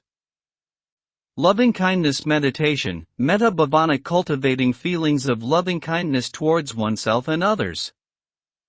Body scanning, kayanupassana. Observing sensations and movements in the body. Mindful walking, kankama. Practicing mindfulness while walking, paying attention to each step and movement. Contemplation of impermanence, Anicca reflecting on the transient nature of all phenomena to develop insight. Benefits of mental discipline: enhanced concentration, improved ability to focus and maintain attention on a single object or task. Emotional stability, reduced reactivity to emotions and external stimuli, leading to greater emotional balance.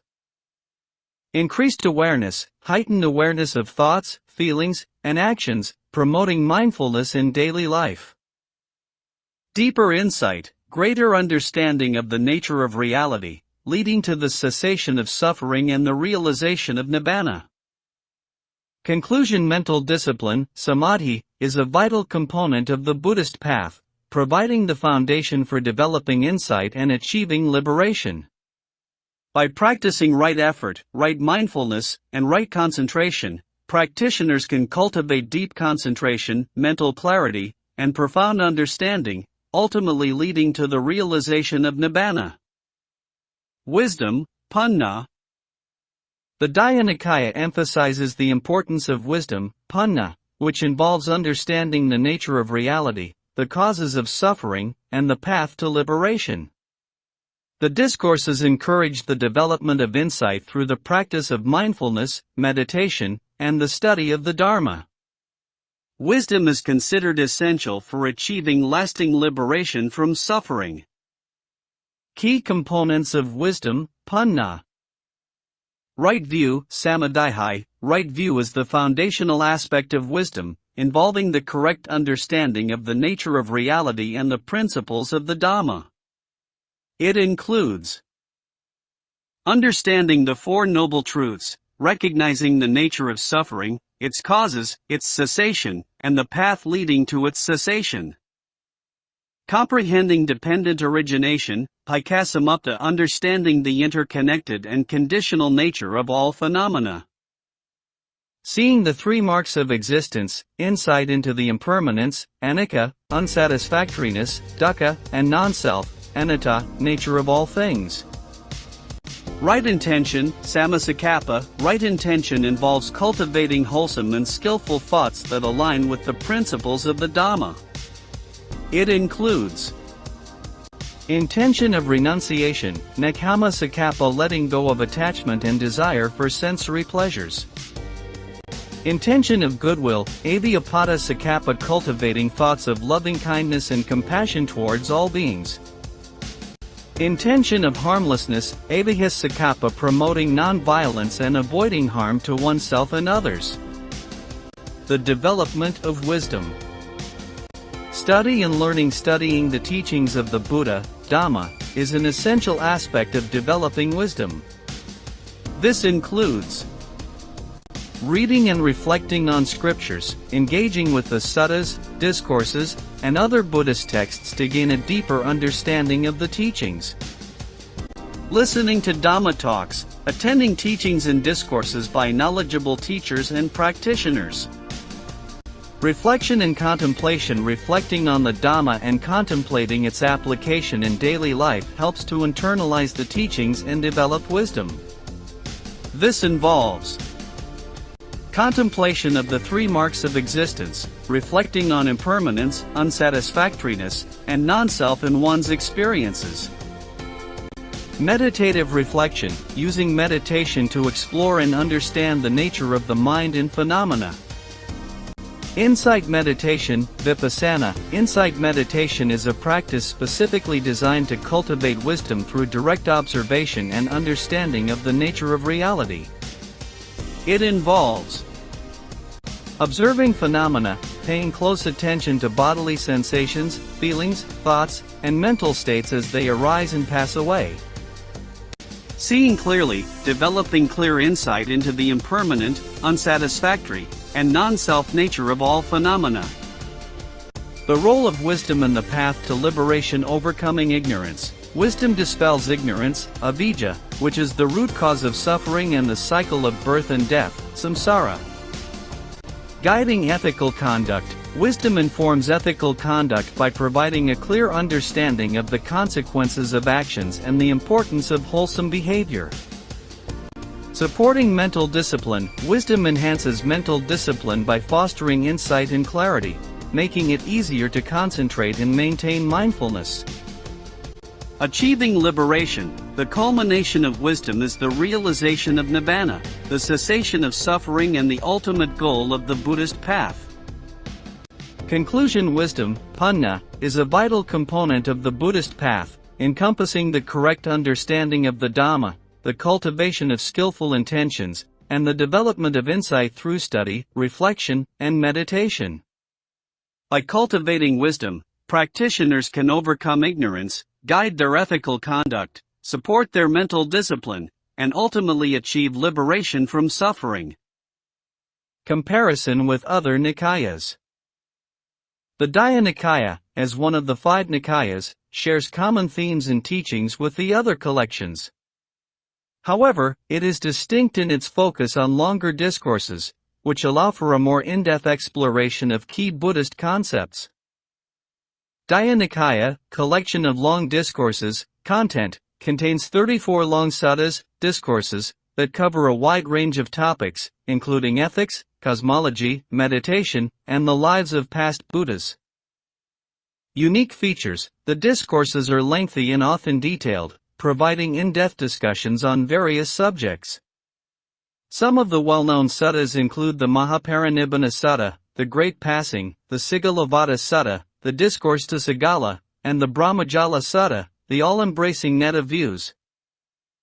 Majjhima Nikaya, collection of middle-length discourses, content, contains 152 middle-length suttas that address a variety of topics, including practical teachings, meditation instructions, and philosophical discussions. Unique features: the discourses are of moderate length, making them more accessible for study and practice. Some well-known suttas include the Satipatthana Sutta, the Foundations of Mindfulness, the Anapanasati Sutta, Mindfulness of Breathing, and the Kasakaka Sutta, the shorter Discourse to Sakaka. Sayutta Nikaya, collection of connected discourses, content, contains 2,889 suttas grouped into 56 chapters, sayuttas, based on related themes or topics. These discourses cover a wide range of subjects, including the 4 Noble Truths, dependent origination, and the 5 aggregates. Unique features: the discourses are often shorter and more focused on specific themes. The Sayutta Nikaya is known for its thematic organization, making it easier to study particular topics in depth. Some notable sayuttas include the Kanda Sayutta, connected discourses on the aggregates, the Nidana Sayutta, connected discourses on causation, and the Bojjhanga Sayutta, connected discourses on the factors of enlightenment. Anguttara Nikaya, collection of numerical discourses, content, contains 9,557 suttas organized into 11 books, nipatas, based on numerical categories, ranging from 1 to 11. Each book groups discourses by the number of items or principles they discuss.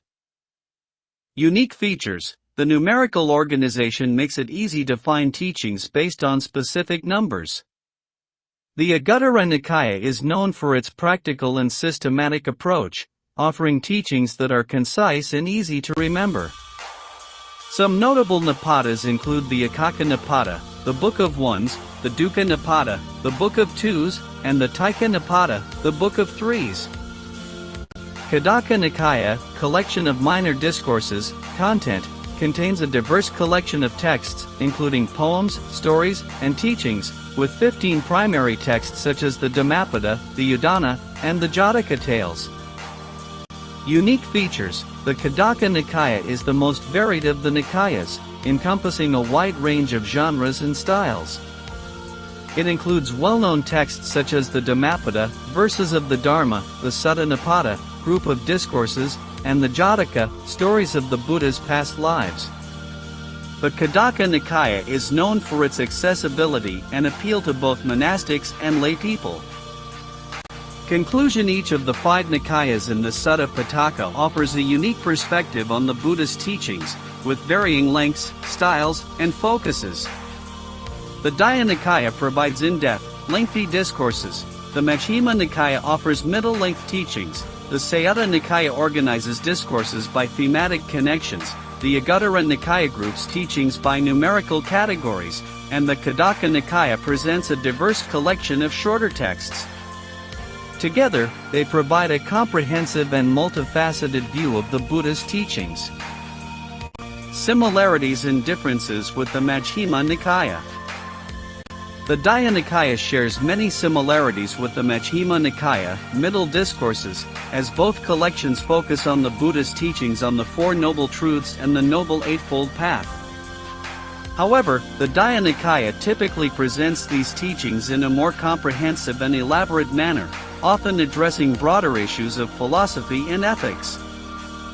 Connections to the Sayutta Nikaya.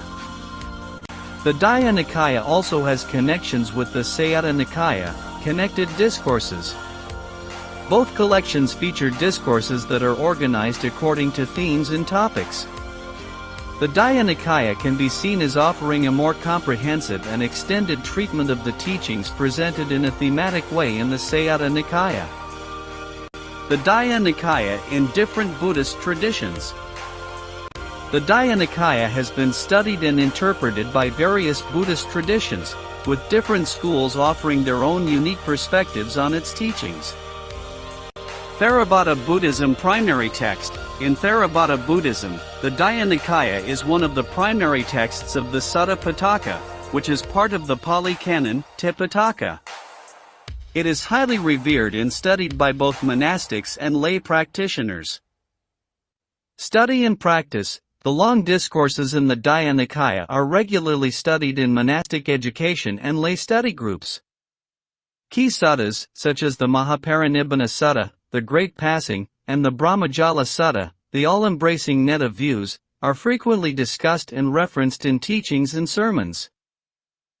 Paritta chants, protective verses from suttas like the Nyaya Sutta are recited in ceremonies and rituals for protection and blessings. Mahayana Buddhism respect and recognition. While the Pali Canon is not the primary scripture in Mahayana Buddhism, its teachings are respected and acknowledged. Many Mahayana texts reference or build upon the principles found in the Pali Canon, including the Dhyana. Influence on Mahayana texts. Some Mahayana sutras draw on concepts and teachings from the Dhyana.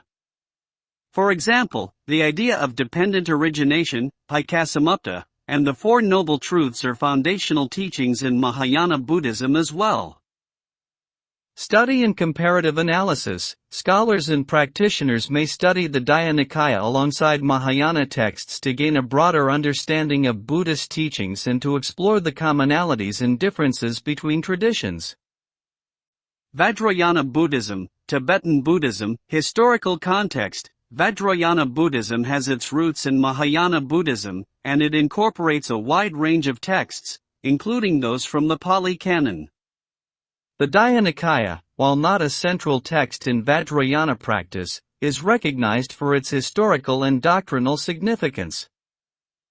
Philosophical foundations. Teachings from the Dhyana, such as the concepts of anicca, impermanence, dukkha, unsatisfactoriness, and anatta, non-self, are fundamental to Vajrayana philosophy and practice. Academic study. Tibetan scholars and practitioners may study the Dhyana as part of their broader education in Buddhist philosophy and history. Comparative studies help to contextualize Vajrayana teachings within the larger Buddhist tradition.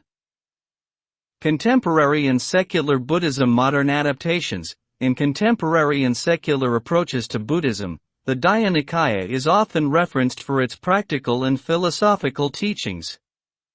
Key suttas are studied for their relevance to modern life and practice. Mindfulness and meditation. The teachings on mindfulness, meditation, and ethical conduct from the Dhyana are integrated into modern mindfulness practices and therapeutic approaches. Interfaith dialogue. The Dhyana is sometimes referenced in interfaith dialogues to highlight the common ethical and spiritual principles shared across different religious traditions. Conclusion. The Dhyana holds a significant place in Theravada Buddhism and is respected and recognized in other Buddhist traditions. While it is primarily studied and practiced within the Theravada context, its teachings on ethical conduct, meditation, and wisdom have influenced Mahayana, Vajrayana, and contemporary Buddhist practices. The Dhyana-Nikaya's long discourses offer valuable insights into the Buddha's teachings and continue to inspire practitioners across various traditions. Theravada interpretations. The Theravada tradition places great emphasis on the Dhyana-Nikaya, considering it a fundamental source of the Buddha's teachings. Theravada scholars have developed extensive commentaries and interpretations of the discourses, drawing on their teachings to guide monastic life and lay practice. Emphasis on the Pali Canon canonical authority. The Pali Canon, also known as the Tipitaka, is considered the most authoritative scripture in Theravada Buddhism. The Dhyana-Nikaya, as part of the Sutta Pitaka, is highly revered and studied. Literal interpretation. Theravada generally adheres to a more literal interpretation of the texts, emphasizing the direct teachings of the historical Buddha, Siddhartha Gautama. Focus on the Four Noble Truths and the Noble Eightfold Path core teachings. The Four Noble Truths and the Noble Eightfold Path are central to Theravada practice. These teachings provide a practical framework for understanding and overcoming suffering. Path to liberation. The emphasis is on following the Noble Eightfold Path diligently, cultivating ethical conduct, sila, mental discipline, samadhi, and wisdom, panna, to achieve nibbana. Importance of ethical conduct, sila, moral precepts. Theravada places a strong emphasis on adhering to moral precepts, such as the 5 precepts for laypeople and the Vinaya rules for monastics. Foundation for practice. Ethical conduct is seen as the foundation for developing concentration and wisdom.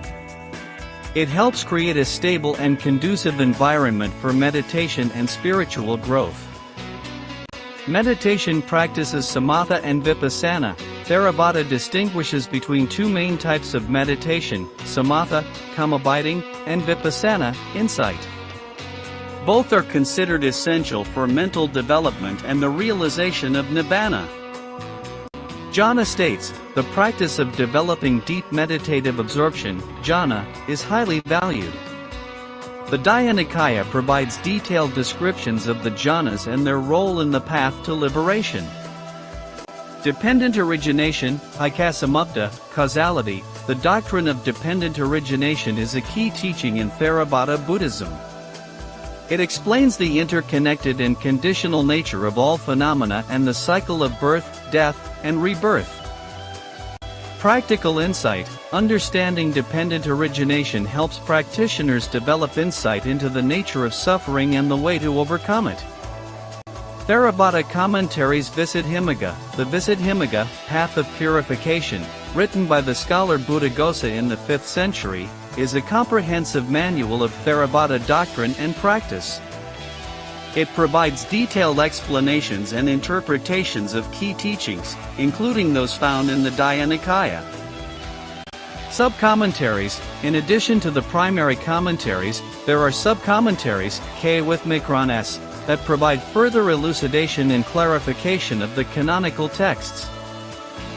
Monastic discipline, Vinaya, rules for monastics. Theravada places great importance on the Vinaya, the code of conduct for monks and nuns. The Vinaya helps maintain the integrity and harmony of the monastic community, Sangha.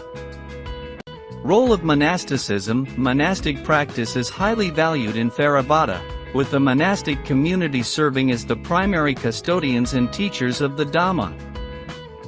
Personal responsibility and effort. Self-reliance. Theravada emphasizes personal responsibility and self-reliance in the pursuit of liberation. Practitioners are encouraged to diligently apply the teachings and make continuous effort, viriya, on the path to nibbana.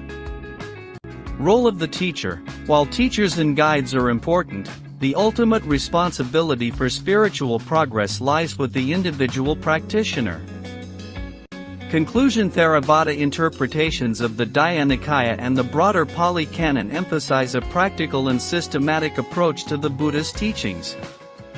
The focus is on ethical conduct, meditation, wisdom, and personal effort to achieve liberation.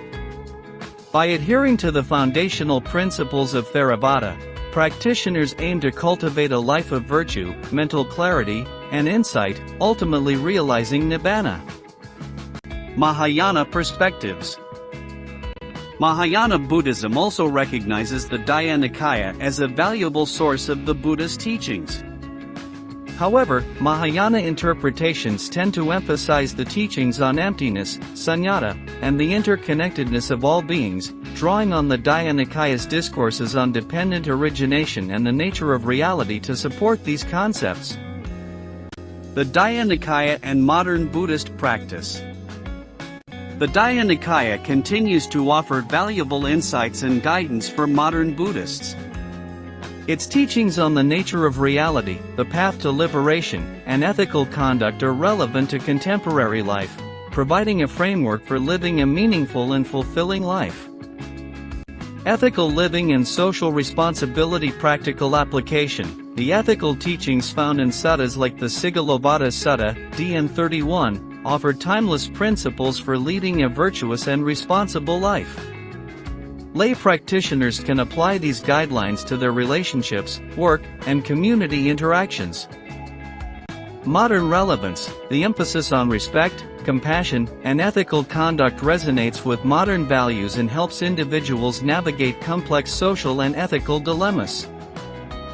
Mindfulness and meditation practices. The Dhyana provides detailed instructions on various meditation techniques, such as mindfulness of breathing, anapanasati, and the cultivation of loving-kindness, metta. These practices are widely adopted in modern mindfulness and meditation programs. Stress reduction and well-being. The benefits of meditation, as taught in the Dhyana, are increasingly recognized for their positive impact on mental health, stress reduction, and overall well-being.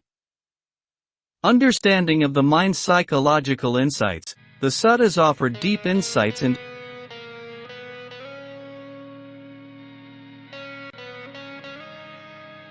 psychological insights. The suttas offer deep insights into the nature of the mind, emotions, and mental states. Modern practitioners and scholars find these teachings valuable for understanding human psychology and behavior. Integration with science. The principles of mindfulness and mental discipline align with contemporary psychological practices and have been integrated into therapeutic approaches such as mindfulness-based stress reduction, MBSR, and mindfulness-based cognitive therapy, MBCT. Cultivation of wisdom. Philosophical reflection. The Dhyana encourages reflection on the nature of reality, impermanence, and non-self. These contemplations are relevant for modern seekers who explore philosophical and existential questions. Critical thinking. The teachings promote critical thinking and personal investigation, encouraging individuals to verify the truth of the Dhamma through their own experience. Environmental and social activism. Ecological awareness. The principles of interdependence and respect for all life, as taught in the Dhyana, inspire modern practitioners to engage in environmental activism and promote sustainable living. Social justice. The emphasis on ethical conduct and compassion motivates individuals to address social injustices and work towards the well-being of all beings. Community and Sangha. Supportive communities. The teachings on harmonious living and mutual support within the Sangha, monastic community, provide a model for creating supportive and mindful communities in modern society. Global connections. The principles of compassion and interconnectedness foster global awareness and collaboration among practitioners from diverse backgrounds. Protective practices. Paritta chants. Protective verses from suttas like the Nyaya Sutta, DN 32, are still recited in ceremonies and rituals for protection and blessings. These practices offer comfort and spiritual support to individuals facing challenges. Conclusion. The Dhyana continues to be a valuable resource for modern Buddhist practice, offering timeless teachings that can be applied to contemporary life. Its emphasis on ethical living, mindfulness, wisdom, and compassion provides practical guidance for personal development and social responsibility. By integrating the teachings of the Dhyana into their lives, modern practitioners can cultivate a path of virtue, mental clarity, and insight, ultimately leading to greater well-being and spiritual liberation. Relevance to contemporary ethical issues. The Dhyana's teachings on compassion, nonviolence, and social responsibility are particularly relevant to contemporary ethical issues. The discourses offer guidance on addressing issues such as environmental degradation, social inequality, and the pursuit of peace and harmony. Meditation practices based on the Dhyana. The Dhyana provides a foundation for various meditation practices. Its discourses on mindfulness, concentration, and the development of understanding offer guidance for cultivating a calm and clear mind, fostering compassion, and gaining deeper insight into the nature of reality. Mindfulness of breathing, Anapanasati, source, the Masatipana Sutta, DN 22, and other related suttas. Practice, focus on the breath as it naturally flows in and out. Observe the sensations of breathing without trying to control or change it. Stages, the practice is often divided into 4 stages, corresponding to the 4 foundations of mindfulness: body, kaya, feelings, vedana, mind, citta, and mental objects, dhamma. Goal: develop concentration, mindfulness, and insight into the nature of the mind and body. The 4 foundations of mindfulness, Satipana, source, the Masatipana Sutta, DN 22.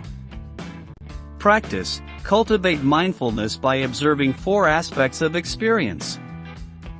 Mindfulness of the body, Kayanupasana, observing bodily activities, postures, and sensations. Mindfulness of feelings, Vedananyapasana, noticing pleasant, unpleasant, and neutral feelings. Mindfulness of the mind, Citanupasana, observing the state of the mind, such as whether it is distracted, concentrated, joyful, or afflicted. Mindfulness of mental objects, Dhammanupasana, contemplating mental phenomena, including the 5 aggregates, the 4 noble truths, and the hindrances. Goal: achieve a deep and comprehensive understanding of the nature of existence, leading to liberation. Loving-kindness meditation, Metta Bhavana, source, various suttas, including the Tavijja Sutta, DN 13. Practice: cultivate feelings of loving-kindness, metta, towards oneself and others. Start with oneself and gradually extend the feelings of loving-kindness to close loved ones, acquaintances, strangers, and eventually all beings. Phrases: use phrases such as, may I be happy, may I be safe, and may all beings be free from suffering. Goal: develop boundless love and goodwill, reduce negative emotions, and create a sense of interconnectedness with all beings. Insight meditation, Vipassana, source, several suttas, including those on dependent origination, Hikasamupta, and the 4 noble truths. Practice: observe phenomena as they arise and pass away, developing insight into the impermanent, unsatisfactory, and non-self nature of all experiences. Focus: pay attention to the arising and passing of sensations, thoughts, emotions, and mental states. Goal: gain a direct understanding of the true nature of reality, leading to the cessation of suffering and the realization of nibbana. Meditation on the 4 divine abodes, Brahma-viharas, source, various suttas, including the Tavijja Sutta, DN 13. Practice: cultivate the 4 divine abodes. Loving-kindness, metta, wishing for the happiness and well-being of all beings. Compassion, kara, wishing to alleviate the suffering of all beings. Sympathetic joy, mudita, rejoicing in the happiness and success of others. Equanimity, upekkha, maintaining a balanced and impartial attitude towards all beings. Goal: develop a heart filled with boundless love, compassion, joy, and equanimity, purifying the mind and fostering positive relationships with all beings. Meditative absorption, jhana, source, various suttas, including the Masatipana Sutta, DN 22. Practice: develop deep states of meditative absorption, jhana, through focused concentration on a single object, such as the breath or a mental image. Stages: progress through the 4 jhanas, each characterized by increasing levels of concentration and refinement of mental states.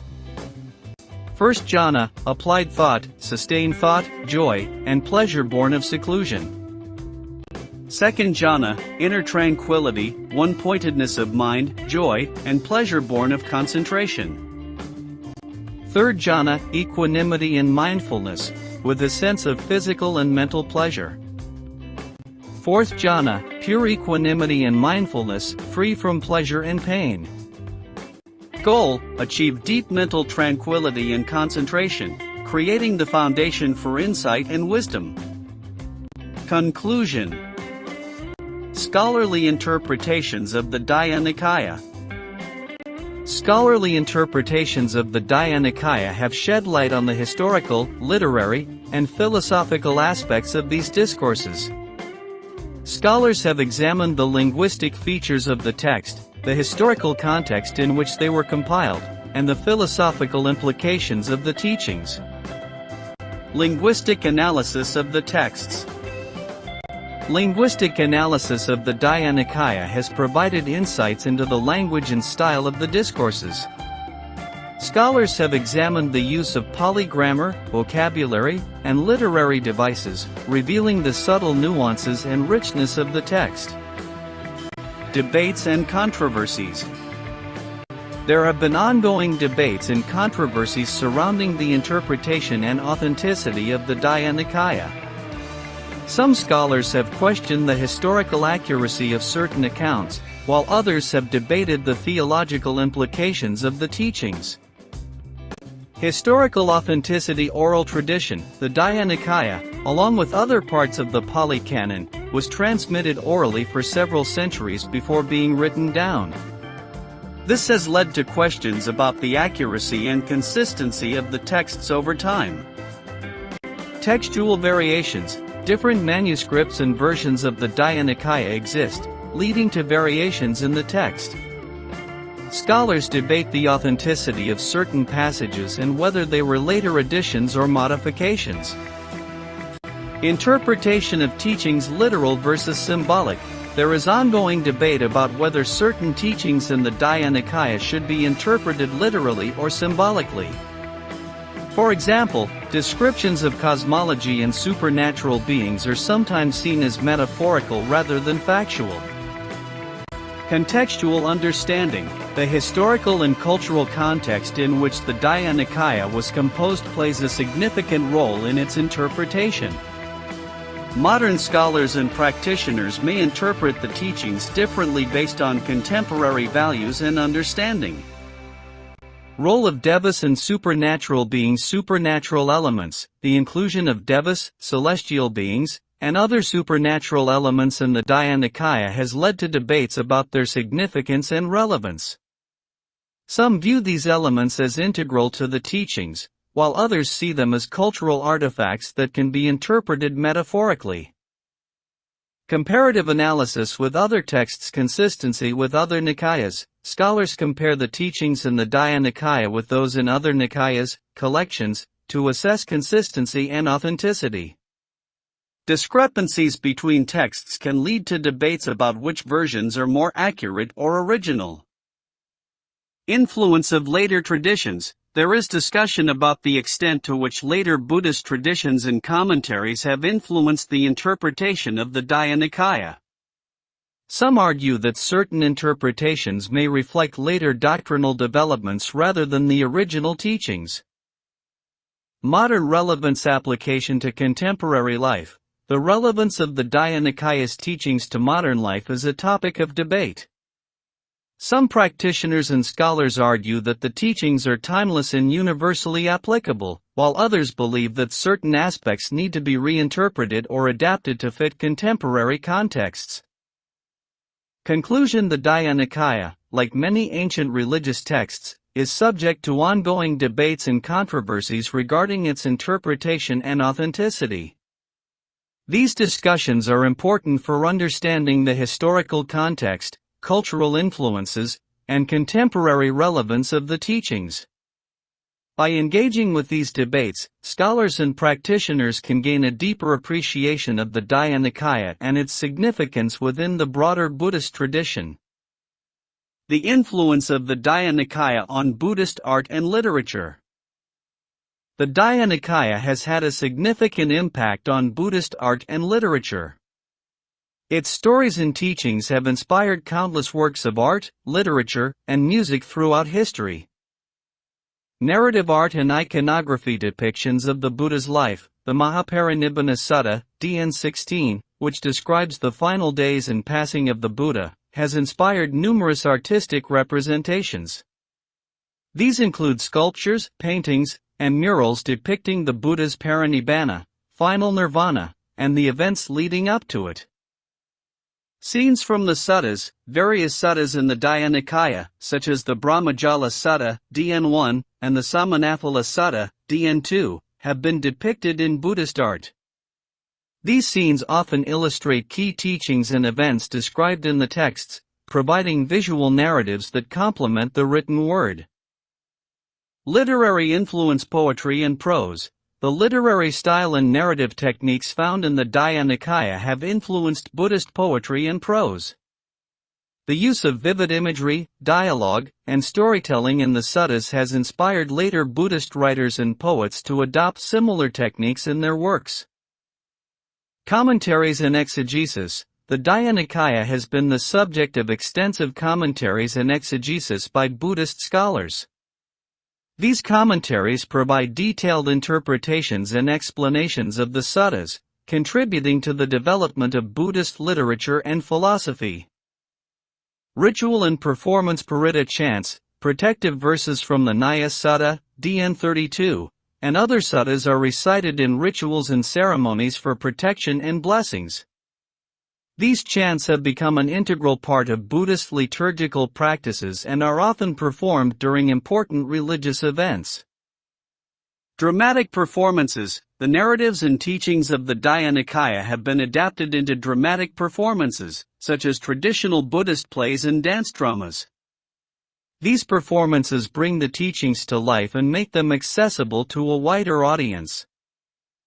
Cultural adaptations. Translations and adaptations. The Dhyana has been translated into various languages and adapted to fit different cultural contexts. These translations and adaptations have helped spread the teachings of the Buddha and have influenced local literary and artistic traditions. Integration with local traditions. In regions where Buddhism has spread, the teachings of the Dhyana have been integrated with local artistic and literary traditions. This has resulted in unique and diverse expressions of Buddhist art and literature that reflect the cultural heritage of each region. Conclusion. The Dhyana has had a lasting impact on Buddhist art and literature, inspiring a wide range of artistic and literary expressions. Its teachings and narratives continue to be a rich source of inspiration for artists, writers, and performers, contributing to the vibrant and diverse cultural heritage of Buddhism. Visual representations of key stories. Key stories from the Dhyana, such as the Mahapadana Sutta and the Mahaparinibbana Sutta, have been frequently depicted in Buddhist art. Paintings, sculptures, and murals have portrayed these stories, offering visual representations of the Buddha's life, teachings, and parinibbana. The Mahaparinibbana Sutta, DN 16, story. This sutta describes the final days and passing of the Buddha. Visual representation. Artistic depictions often show the Buddha lying on his right side in the lion posture, surrounded by his disciples and celestial beings. This scene is known as the parinibbana, final nirvana, and is a common subject in Buddhist art. The Sigalovada Sutta, DN 31, story. The Buddha teaches the young householder Sigala about ethical conduct and social responsibilities. Visual representation. Artworks may depict the Buddha instructing Sigala, who is shown performing the ritual of worshipping the 6 directions. The scene emphasizes the importance of ethical living and respect for relationships. The Brahmajala Sutta, DN 1, story. the Buddha discusses 62 types of wrong views and establishes the parameters of his own teachings. Visual representation. This sutta is often illustrated with scenes of the Buddha teaching a large assembly of monks and lay people, highlighting the comprehensive nature of his discourse. The Samanaphala Sutta, DN2, story. King Ajatasattu asks the Buddha about the benefits of the contemplative life, and the Buddha describes the fruits of monastic practice. Visual representation. Artistic depictions may show the Buddha conversing with King Ajatasattu, with scenes illustrating the stages of spiritual development and the benefits of renunciation. The Nyaya Sutta, DN32, story. The Buddha recites protective verses to safeguard the Buddhist community from harm. Visual representation. Artworks may depict the four great kings who protect the four directions, along with the Buddha reciting the protective verses. These scenes emphasize the role of protective deities and the power of the Dhamma. Conclusion. These visual representations bring the teachings of the Dhyana to life, making them accessible and engaging for practitioners and devotees. They serve as powerful reminders of the Buddha's teachings and the key events in his life, inspiring devotion and reflection. Literary adaptations and retellings. The Dhyana has also been adapted and retold in various literary forms. Poets, storytellers, and writers have drawn on these discourses to create new works of art, literature, and drama, reinterpreting the teachings for different audiences and eras. Translations and modern adaptations. The Long Discourses of the Buddha, a translation of the Dhyana by Maurice Walsh. This comprehensive translation provides an accessible version of the Dhyana for English-speaking readers. It includes detailed introductions and notes to help readers understand the context and significance of the teachings. Handful of Leaves by Thanissaro Bhikkhu. This anthology includes selected suttas from the Dhyana, presented in a clear and concise manner. It is designed to be accessible to both new and experienced practitioners. Narrative retellings. The early discourses of the Buddha as literature. Narrative features of the Dhyana by Eviator Schulman. This scholarly work explores the literary aspects of the Dhyana, examining its narrative techniques and storytelling elements. The different strata in the literary material of the Dhyana by P.V. Buput. This analysis delves into the various layers of literary material within the Dhyana, highlighting its development and evolution over time. Creative Interpretations. Dhyana, the Long Discourses on Access to Insight. This online resource provides translations and interpretations of key suttas from the Dhyana, making them accessible to a wider audience. It includes commentary and explanations to help readers understand the teachings. These adaptations and retellings help to preserve the teachings of the Dhyana while making them relevant and engaging for modern readers. They provide valuable insights into the Buddha's teachings and offer practical guidance for contemporary life. The Dhyana as a source of inspiration. The Dhyana continues to serve as a source of inspiration for Buddhists and non-Buddhists alike. Its teachings on compassion, wisdom, and the pursuit of liberation offer a framework for living a meaningful and fulfilling life. Ethical living guidance on conduct. The Dhyana offers comprehensive guidelines on ethical conduct and social responsibilities, as seen in the Sigalovada Sutta, DN 31. These teachings inspire individuals to cultivate virtues such as honesty, kindness, and respect in their daily lives.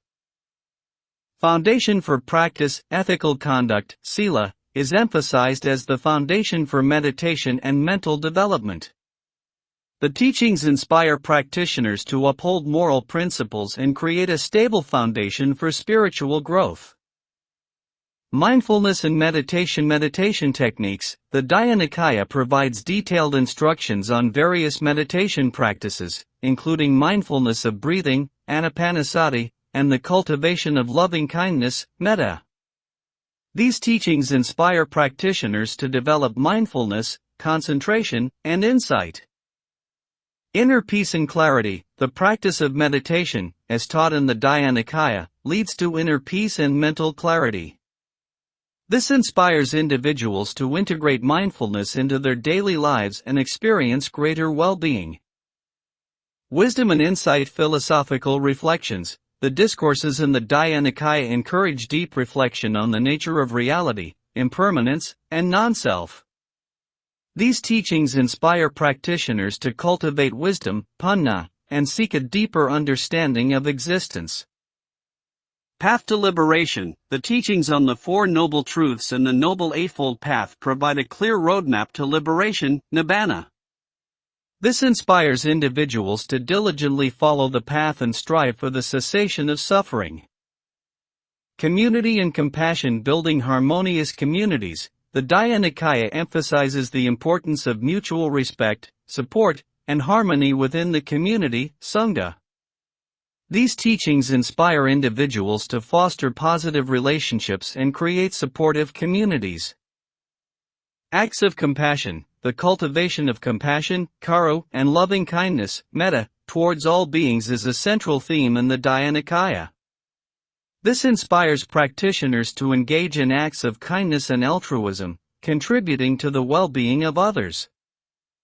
Cultural and artistic influence. Inspiration for art and literature. The narratives and teachings of the Dhyana have inspired numerous artistic and literary works, including sculptures, paintings, poetry, and dramatic performances. These cultural expressions bring the teachings to life and make them accessible to a wider audience. Conclusion. The Dhyana serves as a profound source of inspiration for individuals and communities, offering timeless teachings that guide ethical living, mindfulness, wisdom, and compassion. Its long discourses continue to resonate with modern practitioners, providing valuable insights and practical guidance for leading a meaningful and fulfilling life. Personal reflections on the teachings. The Dhyana has profoundly impacted many individuals' lives, offering a profound understanding of the human condition and providing guidance for navigating life's challenges. The discourses provide solace, wisdom, and a sense of purpose, inspiring individuals to cultivate compassion, practice mindfulness, and strive for liberation. Lessons for daily life. The Dhyana offers practical lessons for daily life. Its teachings on ethical conduct, mental discipline, and wisdom provide guidance for navigating relationships, resolving conflicts, and developing a more compassionate and understanding heart. The discourses encourage individuals to live with intention, to cultivate mindfulness, and to strive for a life of meaning and purpose. Conclusion. The enduring value of the LUONG discourses. The Dhyana remains a vital source of Buddhist wisdom and inspiration. Its teachings, passed down through centuries, continue to offer profound insights into the nature of reality, the path to liberation, and the importance of ethical conduct. The Dhyana provides a timeless framework for navigating the complexities of life and for cultivating a life of meaning and purpose. Further reading and resources. For those seeking to explore the Dhyana in greater depth, there are numerous resources available. Here are some suggested readings and online resources. The Long Discourses of the Buddha, Dhyana, translated by Maurice Walsh. A Comprehensive Manual of Abhidhamma by Bhikkhu Bodhi. The Buddha and His Teachings by Walpola Rahila. Access to Insight, an online resource for Buddhist teachings and scriptures. Glossary of Key Terms. Here are some key terms that are frequently used in the Dhyana. Term. Definition. Dhamma. The teachings of the Buddha, the law of reality. Nibbana. The ultimate goal of Buddhist practice, liberation from suffering. Sila. Ethical conduct, moral precepts. Samadhi. Mental discipline, concentration. Panna. Wisdom, understanding. Paticassamuppada. Dependent origination, the chain of cause and condition. Parinibbana. The Buddha's passing away, liberation into Nibbana.